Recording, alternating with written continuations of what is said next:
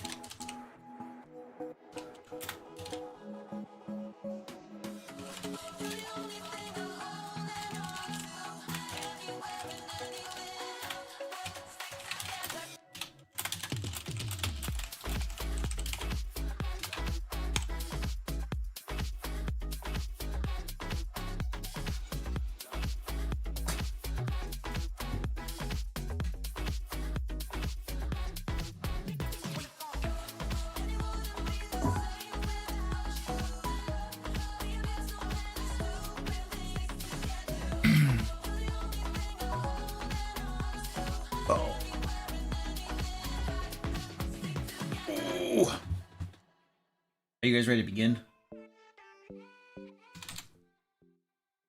All right. Oh, my chat. I don't have my chat out. That'll be a problem. I need to see chat. Just hold on, Squeaky. We're not ready to begin yet. Squeaky's yelling. Try again. Hey! I can see the chat now. That's spectacular. Super helpful. Yes. All right. You guys ready for this? Killer Kitty, hello. How's it going? Owen's in the house. What's up, Owen?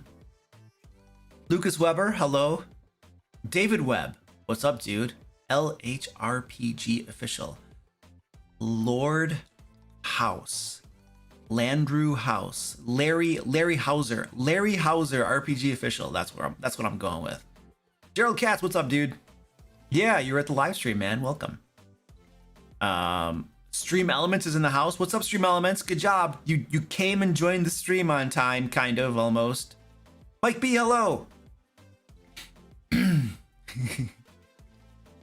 Killer Kitty says, is Luke getting demonetized as we jam out? I don't think so. Why would I be getting demonetized? What are you doing to me? What are you doing to me? The pre-show music is like that at the metal concert, completely discordant from the theme of the show. Well, I don't know. I handpicked my music, okay? And if you're not satisfied with my music, then you know what? I'm sorry. Princess Canuta, hello. Bacon is delicious. Yes, it is. Josh Wen, what's up, dude? Peleg, hello. Yes, you can start with your questions. You can throw your questions whenever you want. I'm like soloing it today, so I'm just gonna be picking questions out of chat. It's gonna be fun. Dice Goblin, hello. Don White, right? What's up, dude? Zombie Trami, hello. Sunday Butane. It's Wednesday. I think you got to change your name.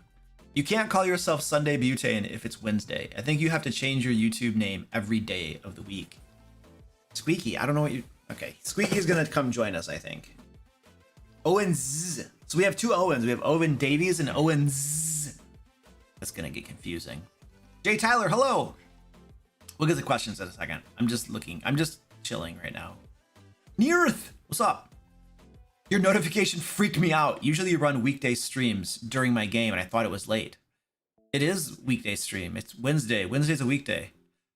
Today's Wednesday, guys. Did I screw this up? Should I shut the stream off? Did I mess up? Somebody's got to tell me. I screwed this up. We'll just go home, and I'll just probably do some work.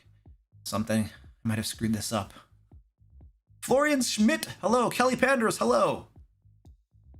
Kelly, if you're the same Kelly that won the giveaway, your book got sent today, so that is on its way to your friend in New York or New Jersey, or it's a state in the United States. That's where I sent your book. That I am positive of. Kelly's like, crap, I'm not getting my book, am I? Mama Dragon, hello. The Dream's Gone, what up, dude? Mike B, what's up? Sarah S, hello. Aaron Ed Saki, yo, dude. Katic Vito, what's up? Ben Tolman, hello. Andrew Murray, what's up, dude? Taylor, all caps. Taylor, all caps. What's all caps? I think we can agree upon that. All right, we ready to rock and roll? All right, I'm gonna push a button and then we're gonna start this off. This is gonna be hard. Hey, hello, welcome to the live stream. We have begun.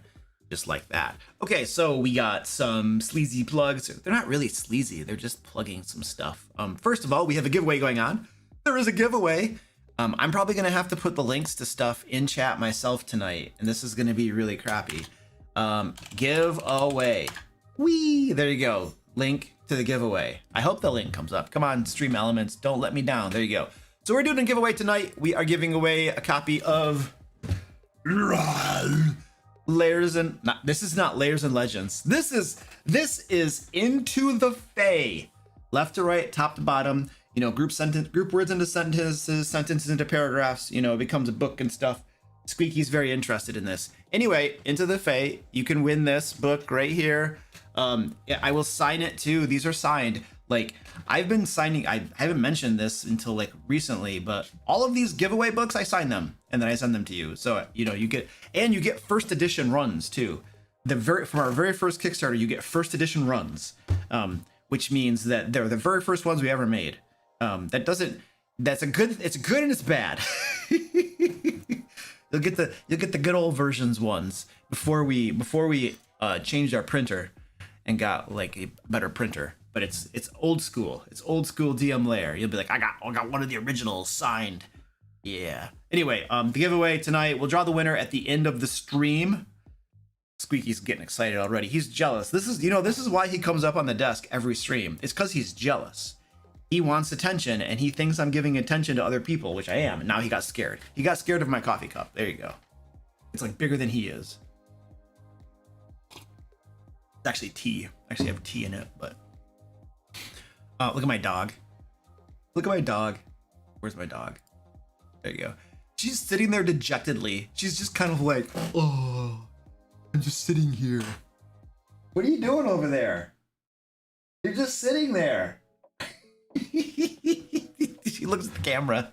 She didn't look at me. She looks at the camera. Anyway. Okay, so we got the giveaway going on.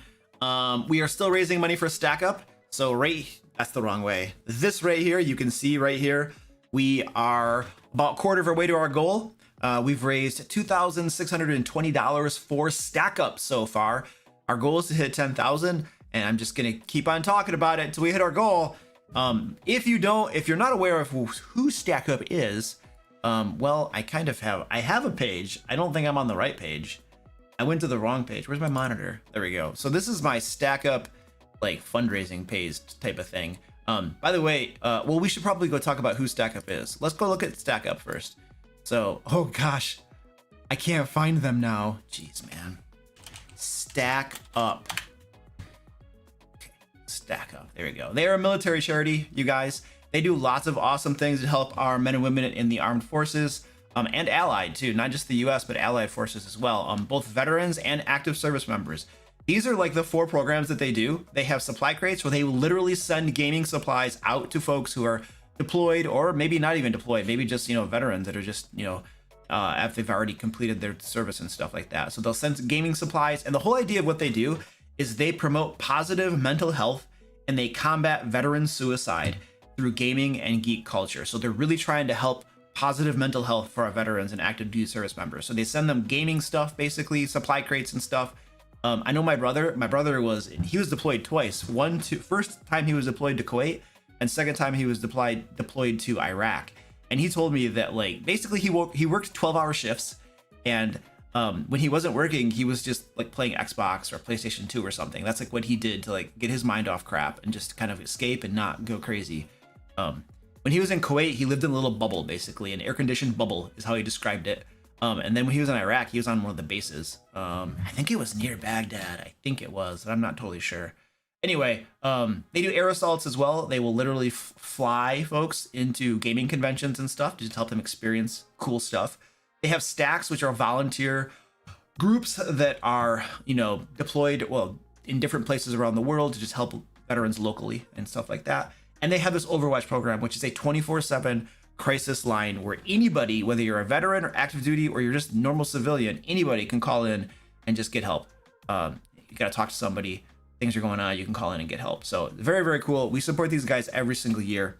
If you'd like to donate, you're welcome to do so. There should be some links, hopefully, in the chat. Yeah, you might have to scroll up a little bit, but there's links in the chat where you can go donate to these folks. And then we have certain goals set up too. If we hit $3,000 is the next milestone goal that I have. So right now, anybody who donates $25 or more is going to get a digital map bundle with a whole crap ton of maps in it that you can use in your games. If we hit $3,000, then everybody's going to get a digital adventure bundle that contains a whole bunch of 5e adventures along with maps that you can use and play online and crap like that. And then we have different milestones too that are really cool. We'll talk about those more as we get closer to them. I also, if you donate $25, I do push-ups, and then 50, I do a happy dance, 100 I sing, 500 I sing and dance. $25 seems to be the most popular donation. People apparently like seeing me do push-ups. I literally do them on stream. like right from this camera right here, and you can count them. And there's always one person who thinks that I don't do them properly and they think they don't count, but I ignore that person because I don't care. My push-ups are good enough, dang it. All right, sweet. That is good. The last thing we got to do before we get into the questions, and I know there were tons of questions, and we will get into those, and we will spend the rest of our time tonight answering questions. The last thing, the Dreams Gone says, can I pet that dog? Yeah, dude. I can ship that dog to you. We could probably like overnight her or something. You can pet her, and then you just ship her back to me. I think we should be good.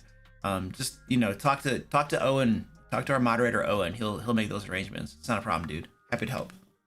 Okay, the last thing we need to do here is just thank our awesome patrons, and then we're going to jump into questions. All right, so all the wonderful people you see on screen right here are our patrons, and they are awesome because they help support all of the content that we create. These Q&A live streams, all the videos that I create. We have tons of free resources over on the dmlair.com. You can go and get adventures and puzzles and traps and anything you need for your D&D games. You can pretty much go over to the dmlair.com, and we got tons of free stuff for you. All these awesome patrons help make that possible. They help pay for my team members, the people that work for me, the right stuff, our cartographers. They make everything possible. So I'm super, super appreciative to all of our awesome, wonderful patrons. And our patrons also get Lair magazine, which is packed full of D&D 5e and now Pathfinder 2 resources as well. So every single month they get like over 50 pages of content, full-length adventures with maps, monsters, NPCs, puzzles, traps, you know, just tons of cool stuff for game masters in your games. And our patrons get that every single month. So they help support what we do, and they get cool perks. Now, these folks right here, they get their names read out loud because they support at a higher level, which is a bribe to make me read their names. And they also get additional cool stuff too.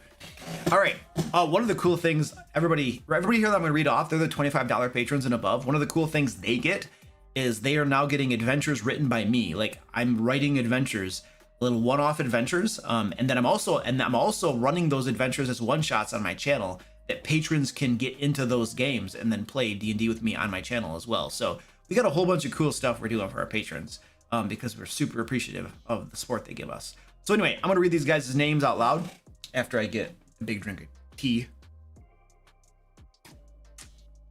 All right. Adam B, Alex S, Alexander O, Alexis S, Amanda W, Ambers, Andrew P, Angelique K, Art Soccer, Arutha, Ashley, Brendan A, Brian O, Cat, Chad F, Chad K, Christian V, Christine B, Christopher G, Clay W, Coinslack, W, Contrary Gravy, Dan S, Dazzled Up, David S, David W, Derek E, Dominic S, Don D, Doug, Duty K, Dungeon of Terra, Dutch, Ed R, Edward B, Edward L, M Frabo, and Dorian72, Eric B, Flux, Forest Brew, Gamian, Gene A, Generic Throwaway, Goliath Cleric, Gravy Chorn, Greg P, Gregory H, Guapo, GVTM, Harlan S, Heart Ungaled, Helltong, Hinna, Hanta, that's Hinna Hanta, there's one name there. HLD, Iron Cascade, It's Bailbon, Izzy T, Jackie Pizza, Jake L, Jacob K, James L, Jan F, Jessica J, Jim P, Jim B, J Long, Joanne P,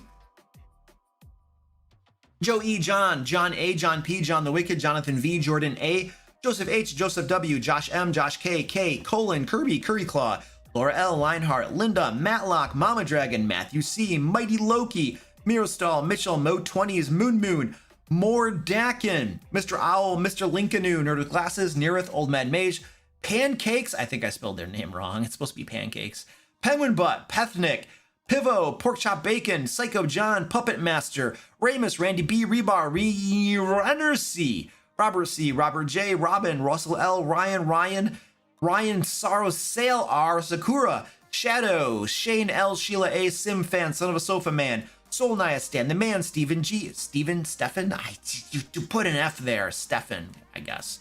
And then we got Stephen G, Stephen T, Steve L, Steve S, Sturm, Tactical Tokens, Terra and Terry V, The Three Quarters Hospital, The Old DM, The New Bad Ombre, Thomas F, Timothy T, TK, Tom T, Travels the Lost, Trinity Series, Tyler R, Unalloyed, Undying Warlock, Valagor, Victoria Q, Vladimir S, Walt O, Wesley K, William C, William D, Wolf's Love, XX Redrum, Yol R, Zachary J, Zombie Trami. Whee! All right, thank you guys. Appreciate it. All right, now we need to get my other screen up there. Now, we can answer questions. Yay, let's do it. All right. LHRP. Oh, Larry Hauser RPG official. Hey, what up? Thank you for the $5 super chat, Larry. I'm just calling you Larry. Hey, Luke, huge fan. Well, cool. Thank you, Larry. Yeah, not a fan anymore. He's like, Luke, my name's not Larry. I hate you. Goodbye. Sorry. Is there any chance we could get some Call of Cthulhu content in Lair magazine anytime soon? Probably not. But here's the thing. When we have freelancers that write content for us, and there's two things going on. First of all, if we were to decide to put Call of Cthulhu in the magazine, I'm just going to be totally frank with you. We would have to find people who can write that content. All right. I've played Call of Cthulhu. I'm not an expert at Call of Cthulhu. Some of my team members may have played it. They're probably not experts at it. So we'd have to find somebody who could actually write that content, right? So we got to find someone who can write the content, and we got to make sure that they're good at it, right? When you're not an expert at something and you're trying to evaluate whether somebody's good at something or not, it's hard. And here's the thing. There are people, and I have talked to another content creator who has worked with some other big name like freelance writers who have been published by big companies like, you know, Wizards and stuff like that. And I crap you not, so my friend was expecting high quality writing from this person who had been published by all of these big companies, and what they got was not that good at all.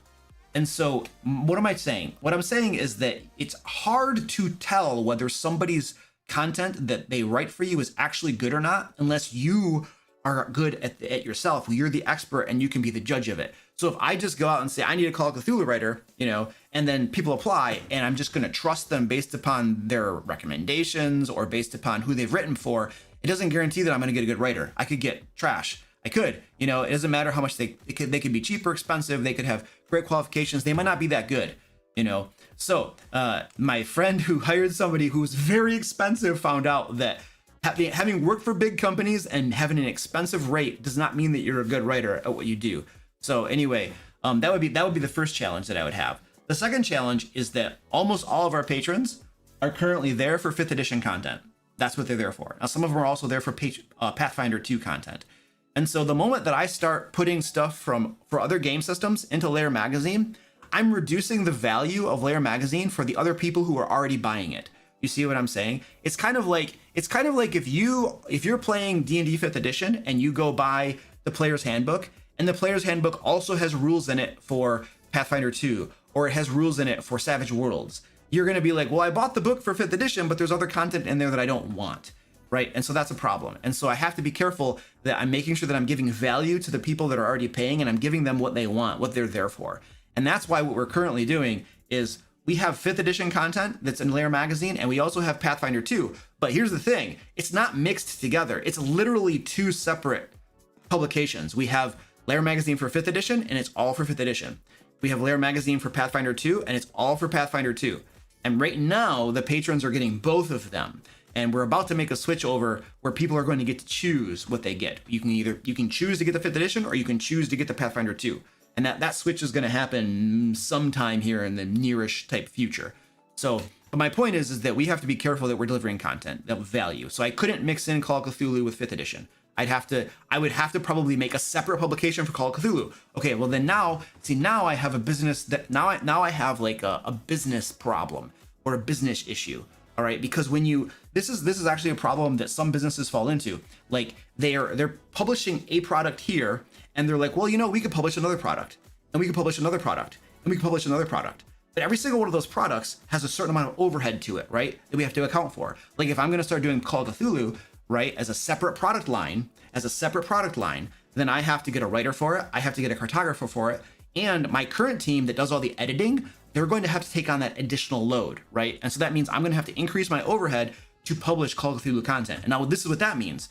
That means now I have to also, my current audience is mostly there for D&D 5th edition, and it's growing to include Pathfinder 2, right? So now I have to market to Call of Cthulhu. I have to get Call of Cthulhu players. I got to make Call of Cthulhu people aware of that content as well. So I have to consider getting the word out. I have to consider marketing so that I can actually have customers there, right? Because if we increase our overhead a ton to create an additional product line, but I don't actually have a customer base there that's going to buy it, there's going to be a big loss until I can build up enough people that are actually purchasing that product for it to be worth all of the expenditure of it. You know what I mean? So I'm talking purely from a running the business standpoint. There's a whole lot involved in there that I would have to consider to build into that. And I'd have to probably, ideally, I would do some market research too to see, you know, how big is the customer base for Call of Cthulhu?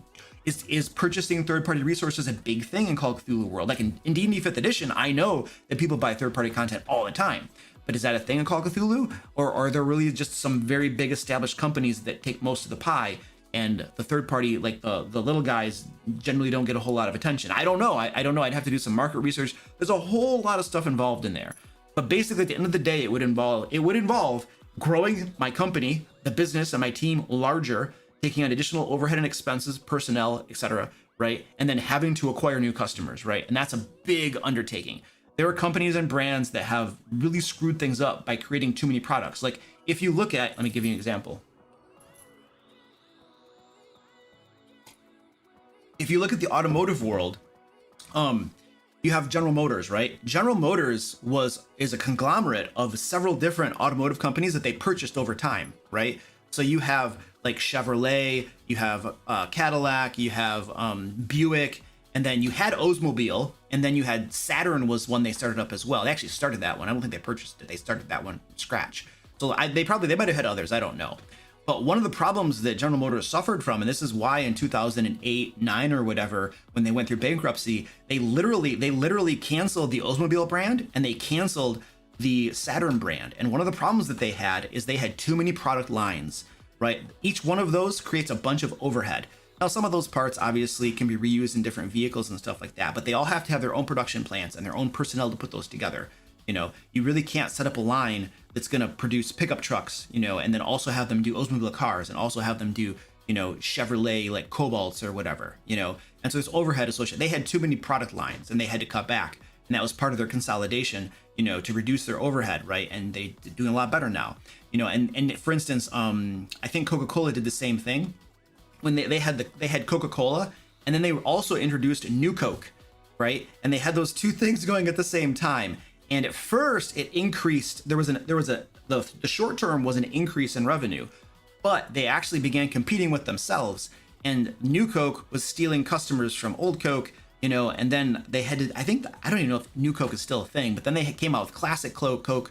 It was a bad idea. They were trying to leverage their brand and just create additional product lines. But their product lines ended up in a way competing with their other lines. So instead of having this amount of people buying Coca-Cola and then having, you know, and then just getting more people to buy New Coke, what happened is the number of people would move from Coca-Cola to New Coke.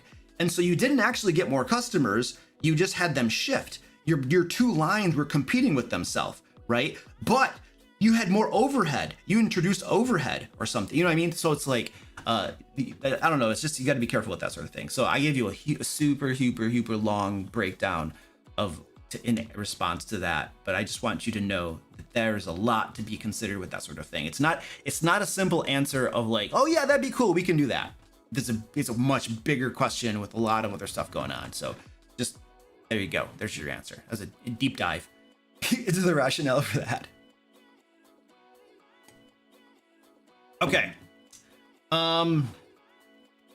Nearth, thank you for the $25 super chat. I appreciate that.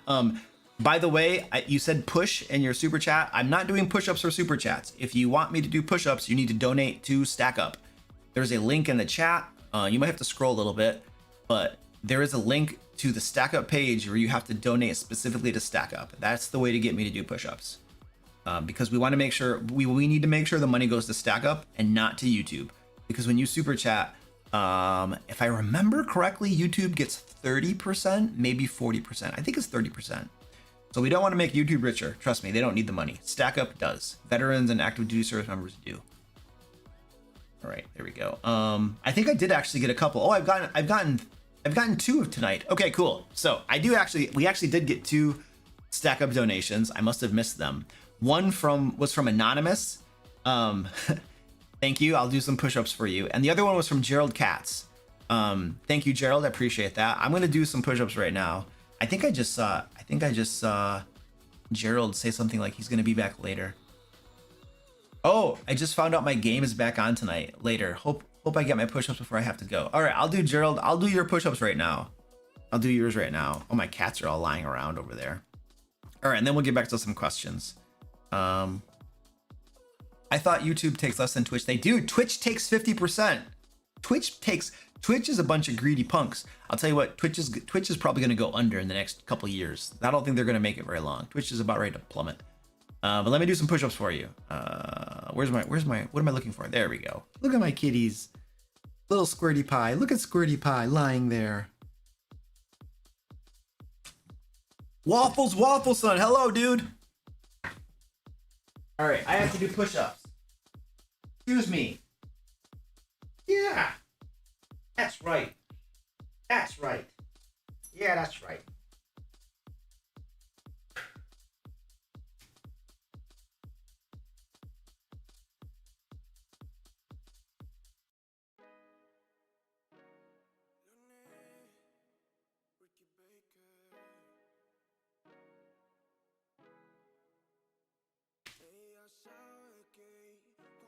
You quit moving the box.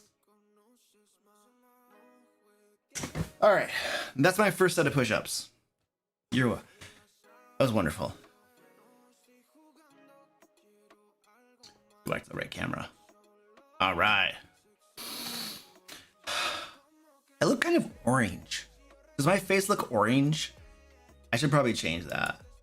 I don't know why I look orange tonight. Do I look orange to you guys? Change that. I can take it down to there. I can go really orange. Those are really orange. That probably looks a little better. No, but I was Penguin. I was orange before I did push-ups. There. I think that looks more like a normal color. It didn't. I think it was a color. I thought it was a color issue. Put on a suit. I don't know what. Okay. Questions. Okay, so I'm gonna be pulling questions out of chat. So I'm just gonna look through here and see what questions I have. If you already asked the question, you're welcome to put it again because we have no control tonight. Everything's out of control. Owen says, when I looked at the encounters in a calculator, the results often come out as deadly or hard. Would you suggest balancing ahead of time or fudging numbers mid-combat if I end up too hard? I would always balance ahead of time. Always balance up front, for sure. I mean, you're always better off to balance the encounter the way you want it to be. If you want it to be easy, medium, hard, deadly, always plan the encounter the way you want it before the game session. And then during the game session, you have the option to change things. Like there's really no benefit of not balancing before a game session. And then because if you don't balance before the game session, you guarantee yourself that you're gonna have something that you don't know maybe how hard it is, and then you might have to change stuff during. And I really don't like changing encounters during the game session. Like if I create the encounter to be hard, I want it to be hard and I leave it that way. If I create it to be easy, it's easy. I leave it that way. I tend not to tweak encounters during the game session as we go. I do it very rarely in very rare situations. I do it from time to time, but not very often. Most of the time, I prefer to play it like it lies and just let it go and see what happens. And most of the time, even if something is super hard and challenging, my players figure out how to overcome it and they survive. They figure it out most of the time. And if an encounter ends up being easier than I wanted it to be, well, it happens. What are you gonna do? I do make exceptions, like I said. For instance, boss fights are one of those exceptions.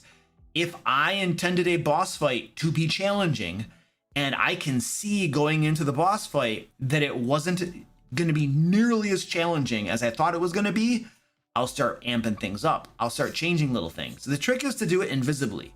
You want to change stuff during the game invisibly. You don't want your players to know that you're changing things. And I don't necessarily increase hit points. That is probably the worst thing you can do if you want to make something harder, because that all increasing hit points does is it just makes the combat take longer. You don't necessarily want length, you want excitement, you want drama. That's what you're looking for when you're going for a combat, especially if it's a boss fight, right? So increasing damage is a great way to make things more exciting. If you can tell that something's way too easy, increase damage somehow. So I look for things like that. And you can do it in invisible ways too, because everybody's played video games where when the boss gets to a certain amount of health, they start attacking more, or they get access to new spells or new abilities that do more damage. Like, people are used to these mechanics, and your players are just going to be like, oh, all of a sudden they're going to be like, the boss is doing more damage now. Ooh, I bet there was some special mechanic. And now the boss is like enraged, and so he's doing more damage. Interesting. Or the boss will start attacking 3 times per round instead of 1, and they'll be like, whoa, he's going crazy now. Ooh, man, we got some special mechanic going on. What's happening? And that's probably what your players are going to think. Your players aren't necessarily going to be like, the game master's cheating. He's cheating because it was too easy. Not necessarily. And even if they bring that up or something, you just give them your poker face. Hey, like, guys, I'm not going to explain what I do. What I do behind this screen is for me to do behind this screen. And you guys got to deal with it. So whether I planned it in advance or whether I planned it or whether I changed it on the fly, it's irrelevant, man. It's all smoke and mirrors. You guys got to deal with it. Actually, is it next week? I think next week on Tuesday, I have a video coming out about Game Masters cheating. And I talk about some of these topics in that video. So that should be a good one.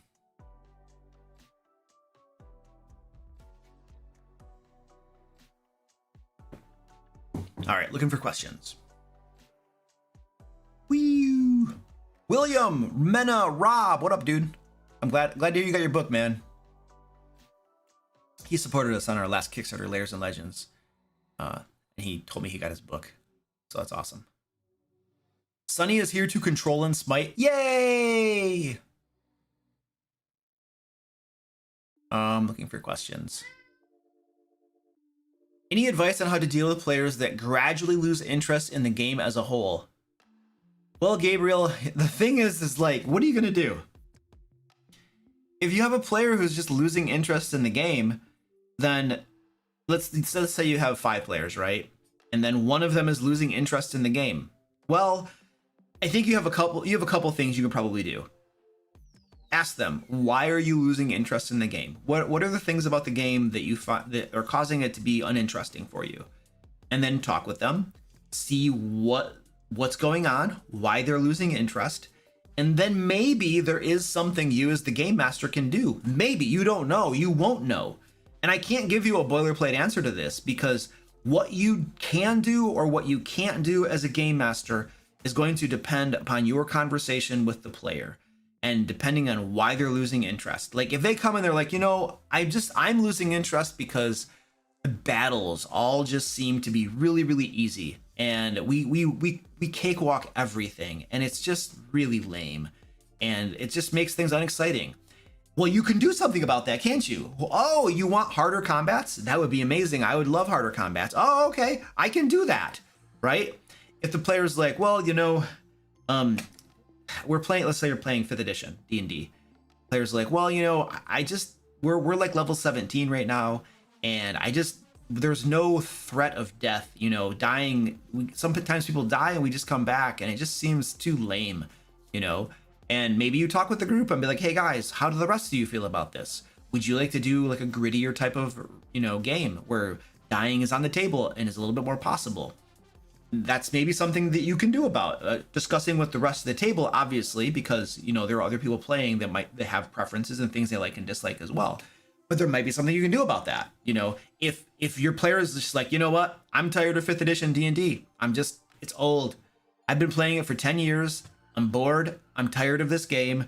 I just don't like and they'll name off different parts of the game they just don't like, and they're just like, I just don't want to play this game anymore. Like, I would love to play a different game, like Pathfinder 2 or Savage Worlds or Castles and Crusades. Like, I just want to try a different game. Like, I'm just bored of D&D 5e, just bored, that's it. Well, at that point, you're like, well, okay, I have 5 players, right? So you can't just be like, all right, guys, one player doesn't like this game, so we're just gonna switch to something else. Well, that might not work, because then you got 4 players who might just be like, no, I like this game. I've invested in this game. I've bought the books. I know how it works. The cost and the effort to convert to a different system is too much for me. I'm not doing that, right? So you have to consider that, right? But my point is, my point is, you got to talk to the player and find out what's going on, and then you have to make decisions and see what you can or can't do. At the end of the day, though, you have to accept, as a game master, you have to accept the reality of things is that sometimes people lose interest in the game and they move on. Like, that's what happens. You get tired of it, you get bored of it, maybe you're just not jiving with the group anymore, or you just don't like it. Could just be intangible stuff where you're just like, there's nothing you can really do. I'm losing interest. And it could be something as simple as like, look, I've been playing tabletop role-playing games for a while now, and I'm really getting into board games. Like, I love playing tabletop board games. And I'd rather play those, or like I'm addicted to Diablo 4 right now. I can't, that's just what it is, man. And so we're here playing D&D, and I'm thinking Diablo 4 the whole time, dude, the whole time, so sometimes there's nothing you can do about it, and you just have to accept the fact that sometimes people lose interest and sometimes they're going to move on. And when they move on, well, then, they move on, and they might just leave the game, and then you find a new player, somebody who wants to play the game. But I think there's a trap. There's a trap there somewhere where, as a game master, we might feel that it is our job and our responsibility to make sure that our players are loving the game, enjoying the game, and interested in the game, and invested in the game. And if they're not, we must do something. We have to change that.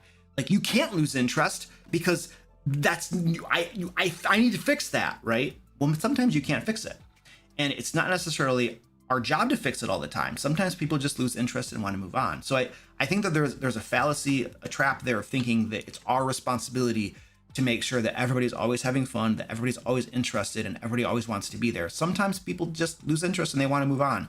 And sometimes there's nothing you as a game master can do about it. And don't fall into another way of negative thinking about it, in that it's your fault. It might not be your fault. Like, just because a player is losing interest, or a player doesn't like your game, it doesn't mean necessarily that it's your fault. It could be any number of things that are going on that are causing them to lose interest. Like I said, Diablo 4, baby, right? Or they just don't want to do role-playing games anymore. They want to do something else, or whatever it could be. So don't take it as a negative point to you, a negative blow as a game master that you did something wrong, because maybe you didn't. Maybe you didn't. And you might have 4 players that are loving your game and are there every week and are super excited, and you got one dude who's just kind of like, meh. Well, it's not a good fit for whatever reasons, though, all the various factors that could be out there. So don't take it negatively. So summary, talk to them, see what might be done to try to improve the situation, but be open to the idea that it might just not be meant to be, and that it might be time for them to move on and do something else. And there's nothing wrong with that. And it's not a slight against you as the game master, and it's not a negative thing against that player. It's just life. It's a game. It's a game, It's not like you're giving up on your marriage. It's just a game. It's just a game, so everything's okay.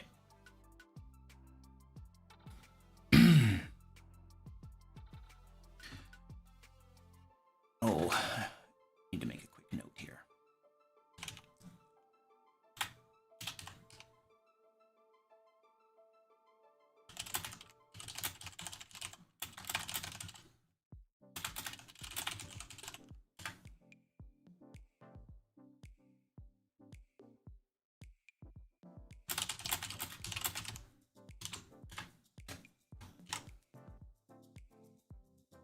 You're very welcome, Gabriel.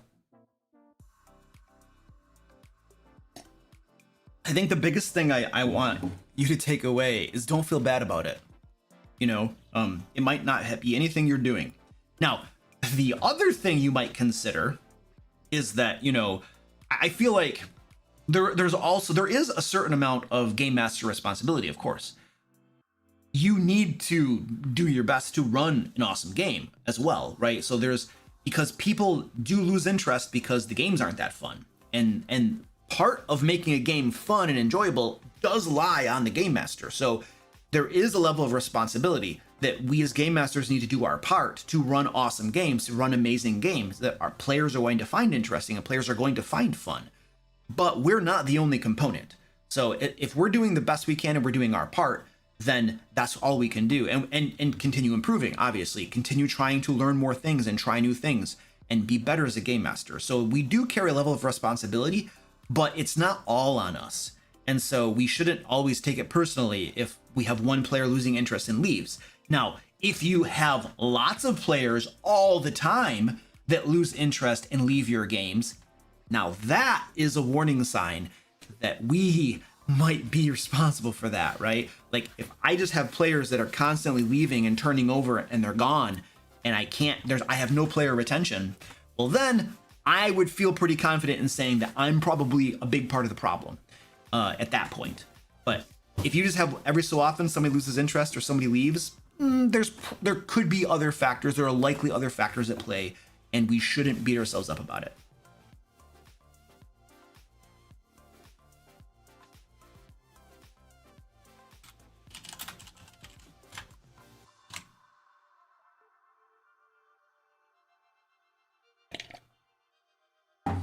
All right, let me see what we got going on over here. I think. Oh yes. Okay, cool. We had a few more donations to stack up. So thank you very much, guys. I really do appreciate that. We had a donation from Anonymous and another donation from Anonymous and then a donation from Quack. And they were all for $25, which makes me do push-ups. Like right here are are the rewards for your donations, and they were donating $25, which makes me do push-ups. And so I owe 4 sets of push-ups still. Yay, that's awesome. Thank you very much. By the way, for anybody who wants to donate to Stack Up, we are trying to raise $10,000 for them, and somewhere over here, this is our little meter thing for them, and we're getting close to our $3,000 goal, which is what we're currently driving toward, because at $3,000, folks get some really cool stuff. Everybody who donates at $25 or more is going to get a digital map bundle and a digital adventure bundle for 5th edition. The maps actually can be used for any role-playing game online. But if we hit $3,000, $25 or more donors will get all of that cool stuff. So right now we're pushing for $3,000. And I'm going to, by the way, Stack Up is a military charity. They help our men and women in the armed services and veterans as well. And they do lots of cool stuff to promote mental health, like good positive mental health and suicide prevention. And so that's why we're raising money for them. And I'm going to do a set of push-ups now too. I gotta work on these things. I gotta get these things going and out of the way. Otherwise they pile up on me, and then that's not good. So I gotta do another set of push-ups. Where's my thing? Whee! There we go. Look at that. Look at Squirty Pie. Look at her bald belly. She has a compulsive licking problem. I have 2 of my cats who just lick their bellies compulsively. Orange and Squirty Pie. Orange is on camera too. That one over there is Orange. You just can't see his face. He's a very intelligent cat. All right, push-ups. Excuse me. Orange. Orange. Okay. Yep, okay. All right. I don't know. I don't think I can do push-ups. They're in the way. Let me. Come on.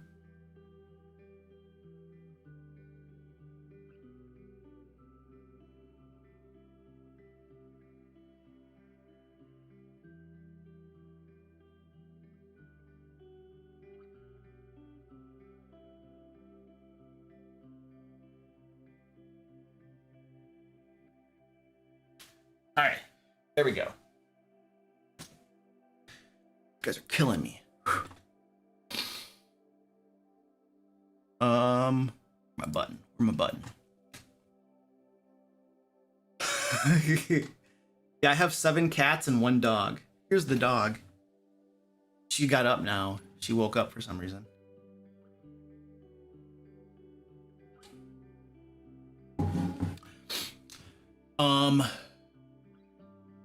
What am I doing? Oh yeah, questions.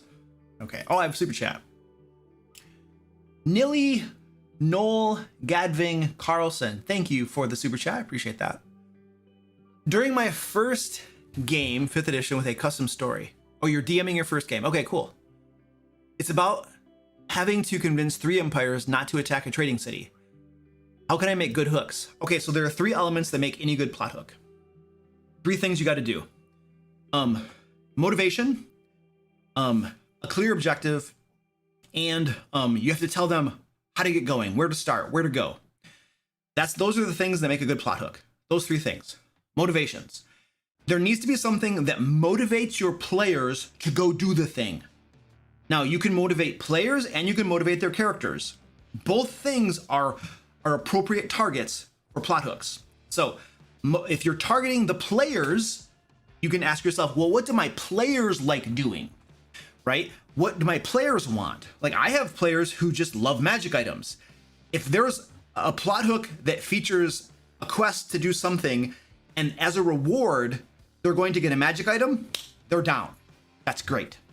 I have other players who are motivated by in-character reasons. So for instance, I have a player that is playing a paladin, and he's role-playing his paladin. And so his paladin wants to help people.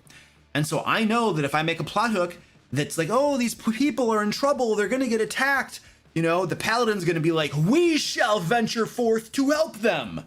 There you go. So you can target, for your plot hook, motivations, you can target players and you can target their characters. Both are fair game. You can target there are different things you can use. You can use as a motivating factor the desire to do good things to help people. That will get a lot of players. If people like they're playing heroes, they're playing fantasy heroes. And so if people are in trouble and there's bad stuff going on, many people are going to bite on that and they're going to want to do the thing. Not everybody though. I once had a group that was it was my Hand of Light group, and at one point in the campaign, they all TPK'd, right? Well, before the TPK, I could motivate them very reliably with just, there's a bad thing happening in the world, and they would be like, let's go fight the bad thing and stop them. Woo! And they would go do the thing. Well, then they TPK'd, okay? And then they came back from the TPK, and Game Master Luke was like, here's a bad thing in the world. And my players are like, okay, what's in it for us? And I'm just like, what? Well, they had rolled up new characters that were very much more a mercenary type. Like, and I'm just like, this isn't working anymore. Now my players are role-playing mercenaries, and so I can't motivate them the same way. So then I'd have to be like, okay, there's a bad thing in the world that we want you to help with, and we're gonna give you gold, or magic items, or we're gonna give you some property, or there is a title of a baron that's empty. We could make you the baron and lord of this land, and there are lots of other things you can do to motivate your players as far as rewards go. It doesn't have to just be magic items and gold. There are lots of other things you can do. And I have an entire video that talks about that. And we actually have an issue of Lair magazine, a back issue, that gives an entire system for rewarding players as well. I'm not going to find the links for you right now. That'd be crazy to hunt that, but we do have that out there. And if you go to my YouTube channel, you can look up I think it's called our rewards system, rewards and recognitions system. If you look up our rewards and recognition system, you can probably find it on our channel. If you want to learn more about different ways to motivate your players through rewards, right? But anyway, oops, sorry, I'm just smoking my desk. That's the first thing. Motivate your players. The very first thing, motivate them.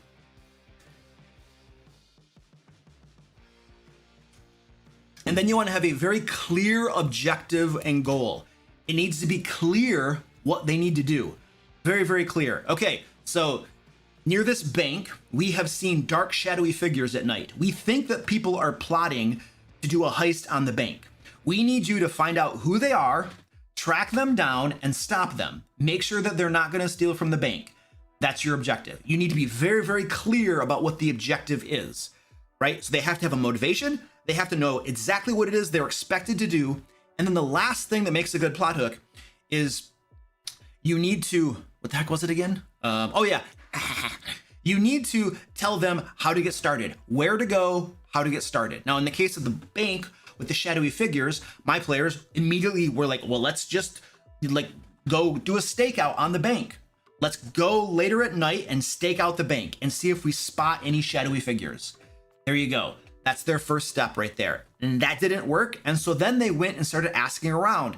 But you need to give them some clear places to start, where to go, how to get started. Because what happens in a role-playing game is if they don't have a motivation and a reason to do the thing, they might ignore it. And then your plot hook failed. If players don't know what the objective is, what they're supposed to accomplish, they don't know what they're supposed to do, right? And then your plot hook failed. If players don't know where to start and how to get started, they might just wander aimlessly in the game world and not sure of where to go to actually start on the adventure that you planned, right? And then your plot hook kind of failed.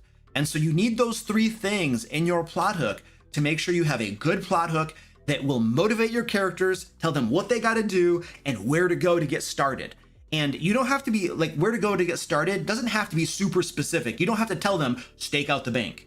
Just, they need to have a general idea, something that'll get them shoved in the right direction. And it can be vague and it can be kind of generic, but you got to get them pushed off in the right direction. But if you do those three things for your plot hooks have a very much higher likelihood of succeeding and getting your players to go do that thing than if you don't do those things. In my games, I have an extraordinarily high success rate of getting my players to go do the thing that my plot hook was compelling them to do or asking them to do or proposing to them to do. I don't force them to do it, but I have a very high success rate. And I attribute that to two reasons. One, I design my plot hooks that way. But two, I also have good players who follow the social contract and understand the game master planned out an adventure. And he is now giving us a plot hook for that adventure, right? Well, it would be a good moral thing for us to do to go on the adventure he planned for us. Otherwise, our game master might stop planning adventures. And then the quality of our game might decrease. So they understand the social contract, right? And they know that you planned a thing, it's the right thing to do to go do the thing, but just because here's the thing too, I have good players, they're gonna go do the thing because they're good players. But just because I know that they'll go do the thing, it doesn't mean that I get lazy with my plot hooks. I still want to have really good, compelling plot hooks because I want my players to want to go do the thing. I don't want my players to be like, well, this adventure sounds stupid, but we're just going to go do it because Luke made it and that's what we're supposed to do. I don't want them to have to resort to that, right? So that's why I still, regardless of how good of players you got, you should still have really good plot hooks that motivate them and get them off their butts and make them want to go do the thing, right?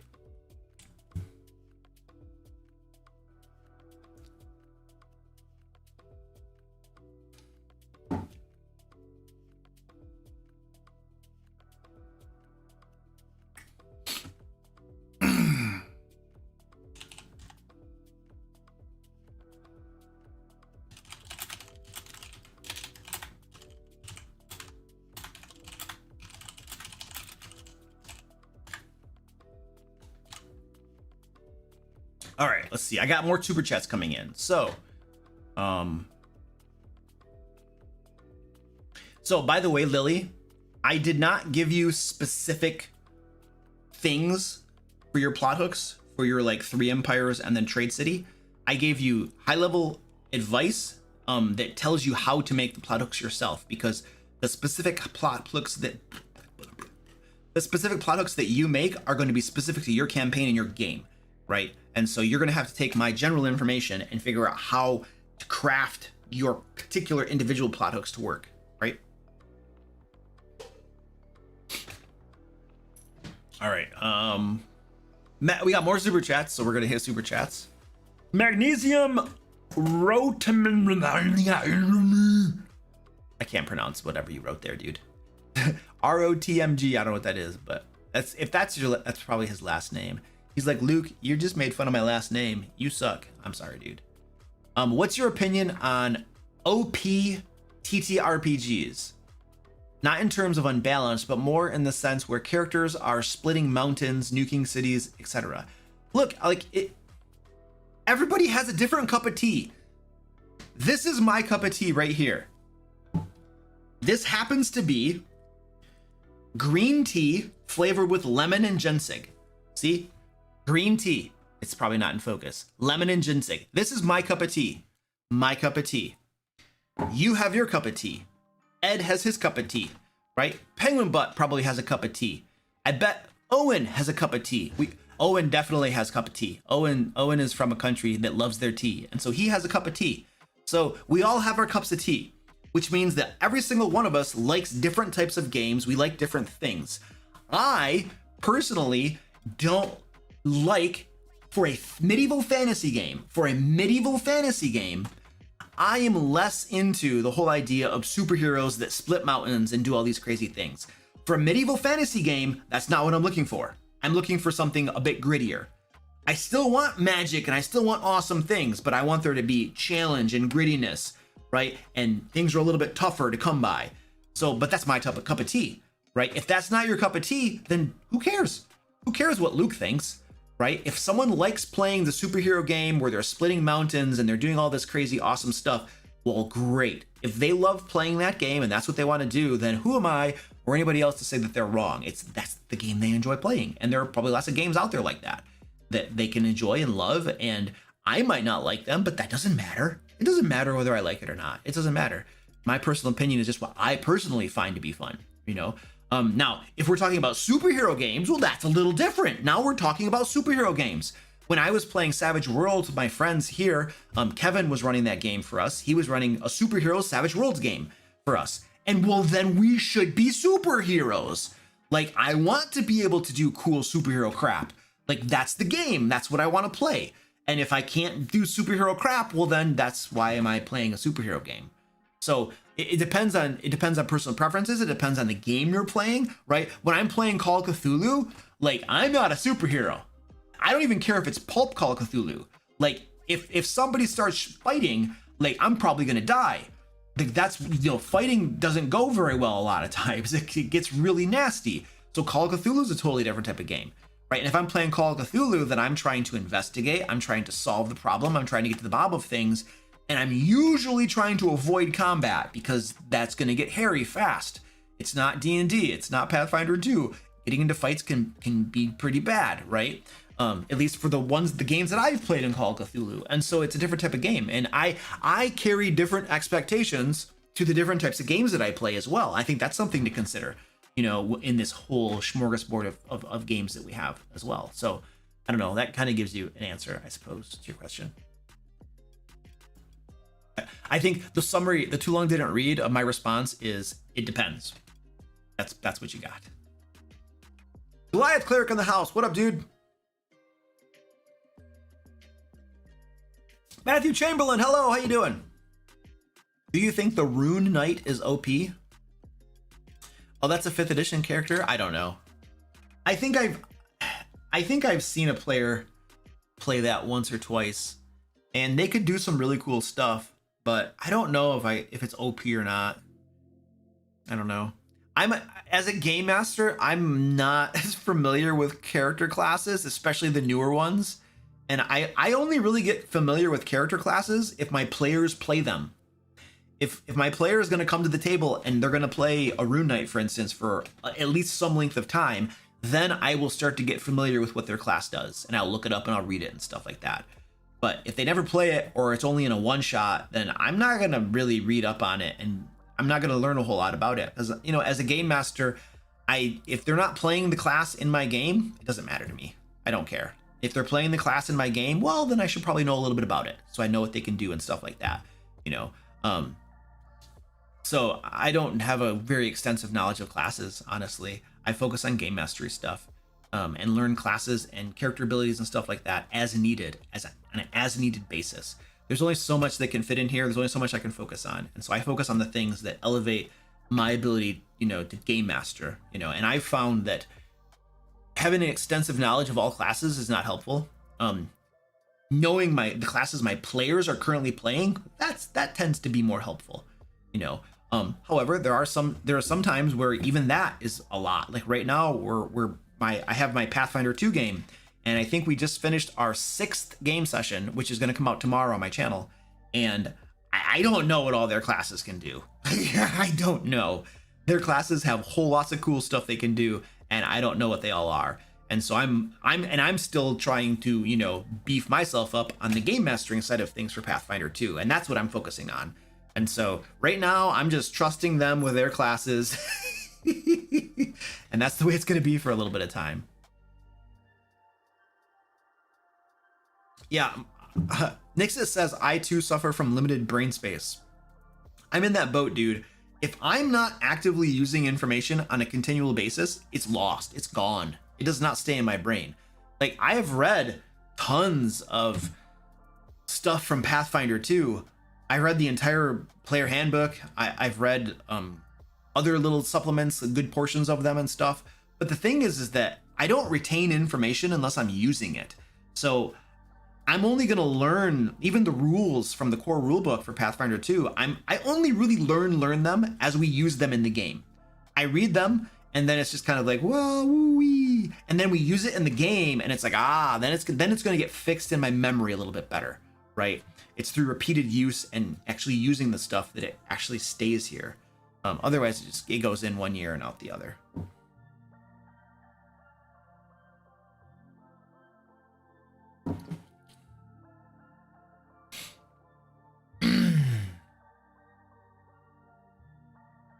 All right, I'm looking for more questions.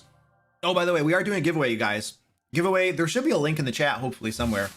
We're giving away a copy of Into the Fae. This is the first Kickstarter that my team and I did. And it will be a signed copy as well, for those of you who want it signed by me, if that interests you. We'll be drawing the winner of the giveaway tonight at the end of the stream, too. It's only for the US. Like, if you're international and you win the giveaway, then I will give you store credit on the DM Lair store, but I cannot ship internationally. It is more complex and expensive than it has a right to be, and I just can't do it. Not for these things. We do ship internationally for our Kickstarters, but that's a little different. We work with fulfillment partners and we pay them lots and lots of money, and oh my gosh. I literally today had to go to the bank to pay my VAT taxes for our last Kickstarter. Like, crap tons of money on VAT taxes. It's crazy. It's like 20%. You guys know that? VAT taxes are 20%. This is like Great Britain and UK. It's 20%. I was telling my wife about this. I was telling her today. I was like, she went with me to the bank when I had to pay them. I had to wire the money over to Great Britain, right? Her Majesty's Royal Treasury or something like that, whatever they call it, HMRC. And I had to wire the money over, and as we were waiting for the people at the bank to get the wire transfer, which always takes like a half an hour, I don't know why, I was telling my wife that I was paying the VAT taxes, and I told her, do you know how much they are? And she's like, no, 20%. And she's like, wait a second, but what is it? Is it like a sales tax? And I'm like, yeah, it's a sales tax. And she's like, because our sales tax is 6%. And she's like, what? I'm like, yes, it's 20% sales tax. She kind of freaked out. So oh, is it His Majesty's Revenue and Customs now? Is it? Oh, okay, yeah. Oh, did they really change it? Did they officially change it? They officially changed the name when you have like a queen transition to a king? Is that the way that works? I'm ignorant. I don't know.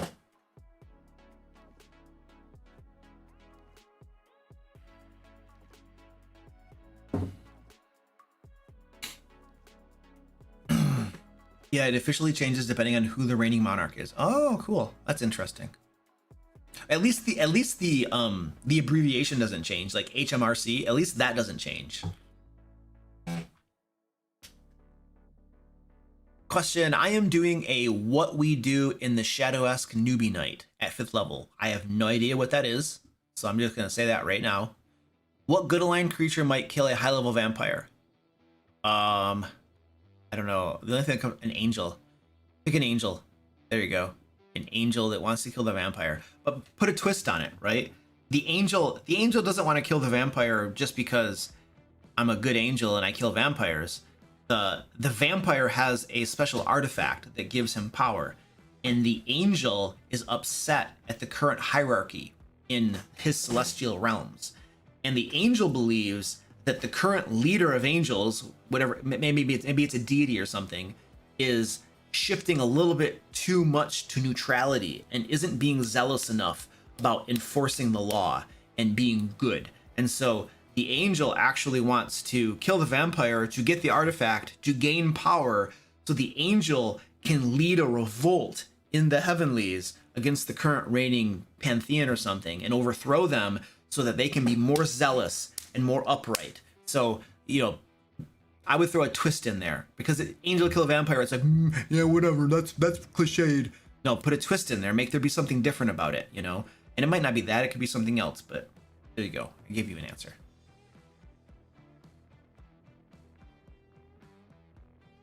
All right, looking for questions. All right, Simos has a question. Playing in a D&D homebrew world I created for almost a year now, and we want to do a 6-session campaign that someone else DMs, so I will be able to play in the same world. How would you do that? Well, this is easy. All right, so every campaign has adventures. So when you, as the game master, finish your current adventure, you say, okay, guys, done. We're now that this adventure is finished, Jim Bob is going to run a campaign. And the campaign is going to last 6 game sessions, roughly. And so the next game session, everybody comes in with characters, or you create them at the next game session, and Jim Bob runs the game session. And he runs his little mini campaign for 6 game sessions, however long it takes.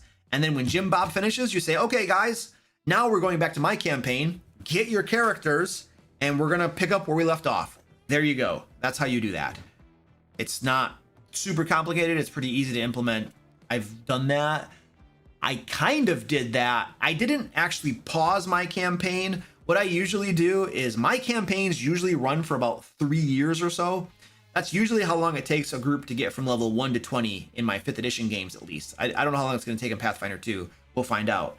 But it usually takes a group 3 years to get from level 1 to 20. And so after 3 years of running a campaign, I tell my players, I want to take a break. So some of you guys are going to run the game for a while. And then, like in my most recently, when we ended our Curse of Strahd game, my players all took turns doing little one-shots. And then when they ran different game systems. One of them ran Savage Worlds, one of them ran Hackmaster, one of them did PF2 for us, Pathfinder 2, and then the other one did Shadowrun. And so after they had all done their one-shots, then I started my Pathfinder 2 campaign with them. And I did the same thing with my Hand of Light group. When my Hand of Light group finished that campaign, with their level 20, they finished it. One of my other players, I know his face. I'm looking at his face in my head right now. Matthew, I think his name was. He wanted to game master a short campaign, and so that's what he did. I ended my Hand of Light campaign, level 20. They retired, and then he ran a little campaign for us. It was a handful of game sessions, and then when he was done, I started up a new campaign, and we started to run Waterdeep Dragon Heist. We didn't finish it. I got too busy, and I had to cancel the campaign, and I felt horrible about it. It's like, what are you gonna do? We almost finished it, not quite though. But yeah, you can do that. Just pause, run their campaign, then pick it up again and go. And it works really well.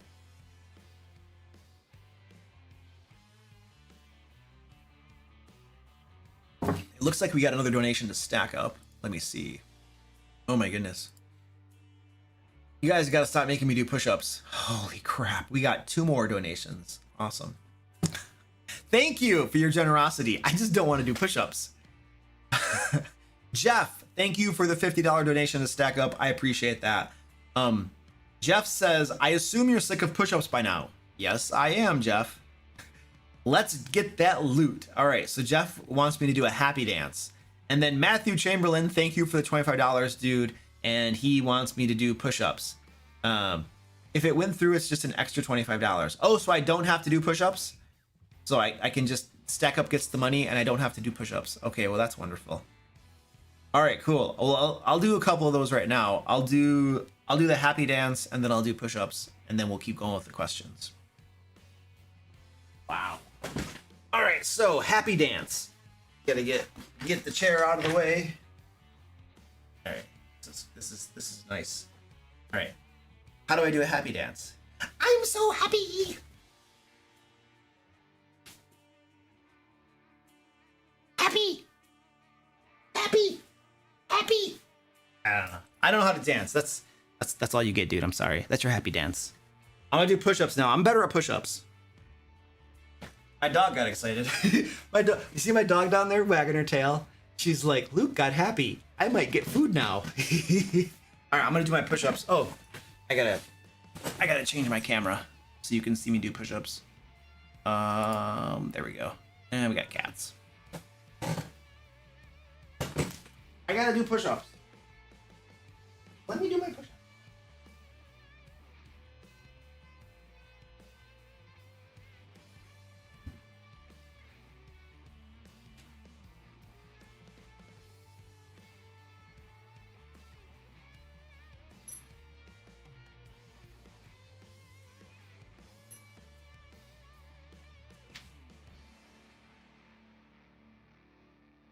They're starting to get hard now.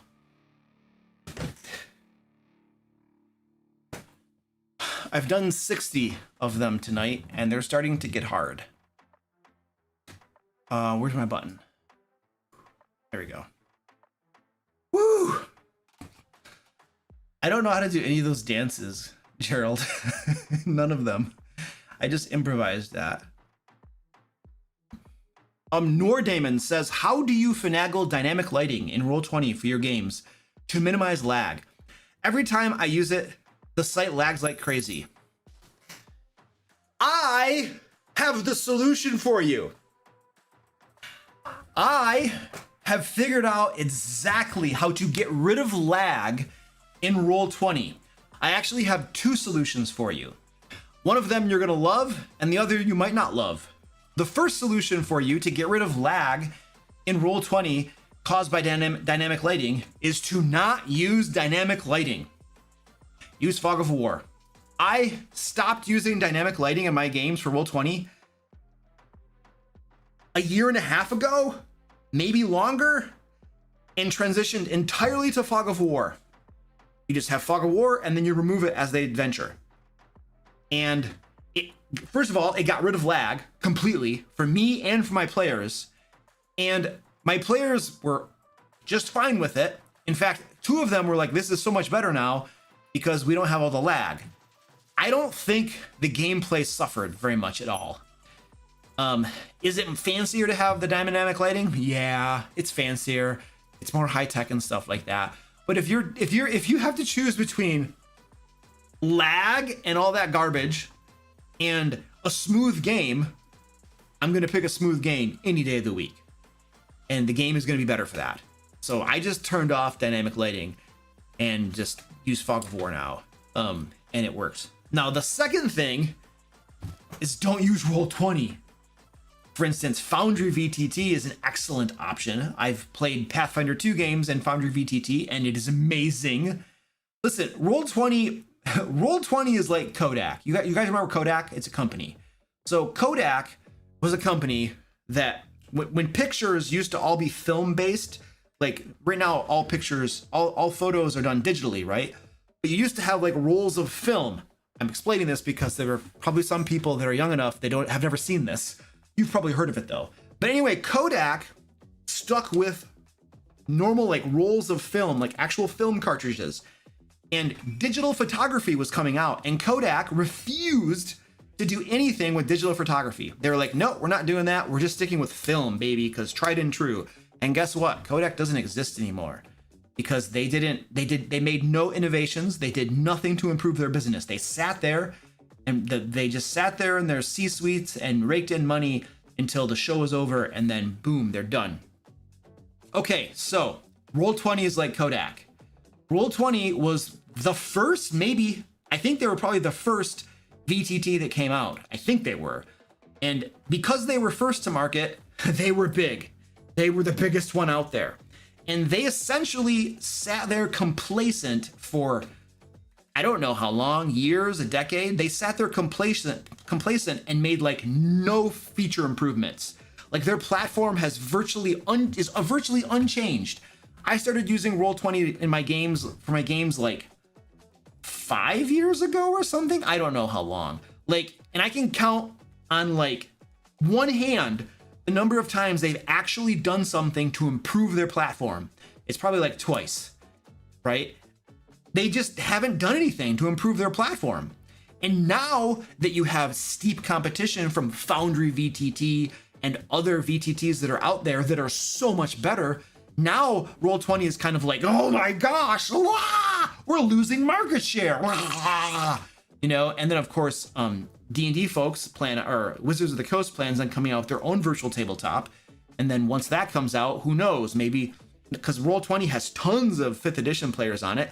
If there's a transition where people start using Wizards of the Coast VTT, then Roll20 is going to lose even more people. So now Roll20 is actually making improvements, and I think that it's because they waited too long and they were complacent for too long. They were playing the Kodak game, and now they probably were like, oh geez, things are looking bad. We have to change. Oh man, we're gonna burn.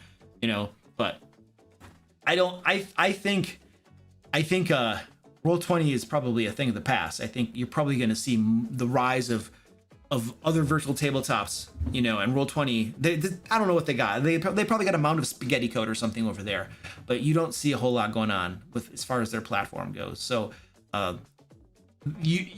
it's kind of like get ahead of the curve, switch to a VTT, that's better anyway, before you're forced to because they close their doors or something. I don't know, but yeah.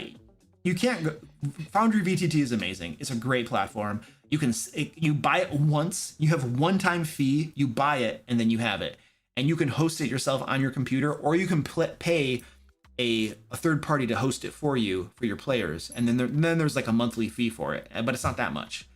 It's not too bad, and it works a whole lot better. And so and Foundry VTT is, like, my understanding is it is the preferred platform for Pathfinder 2, and I'm pretty sure that it supports 5th edition stuff too, but I don't know how they get around all the legalities of, like, because there's a lot of stuff that was not in the SRD that was not put in Creative Commons, so I don't know if you're able to, like, create all the different classes and different things for 5th edition in Foundry. Does anybody know that? I mean, I know it supports 5th edition, but can you create all the multitude of different classes and features in Foundry for 5th edition? Like, is that available? That would be my question. Because that, I don't know how they would get around the copyright, and stuff not being in the SRD. That's my only thought, and I'm not sure how that works. Does anybody know about that?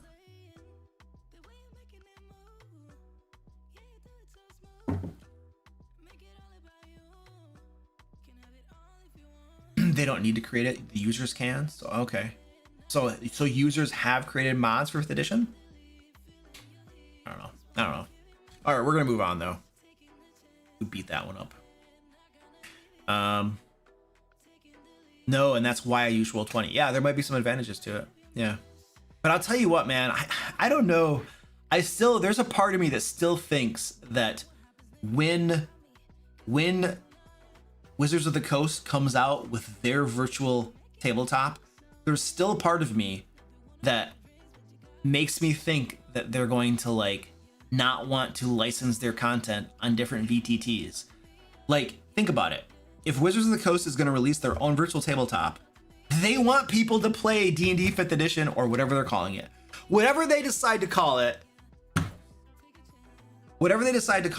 you got to figure that they're going to want people to play on their virtual tabletop and nobody else's. And so they probably right now have licensing agreements with Roll20 and other VTTs, I suppose, to be able to use some of the stuff. So you got to figure, like, the easiest way to guarantee that people come play on your virtual tabletop is to not renew your license so that it's no longer licensed on Roll20 and you have to go to their own VTT. So there's still a part of me that thinks, like, that they might do that. Like, I literally made a video about that. And I did I release it? I think I released it and then people were really upset, and so I took it down.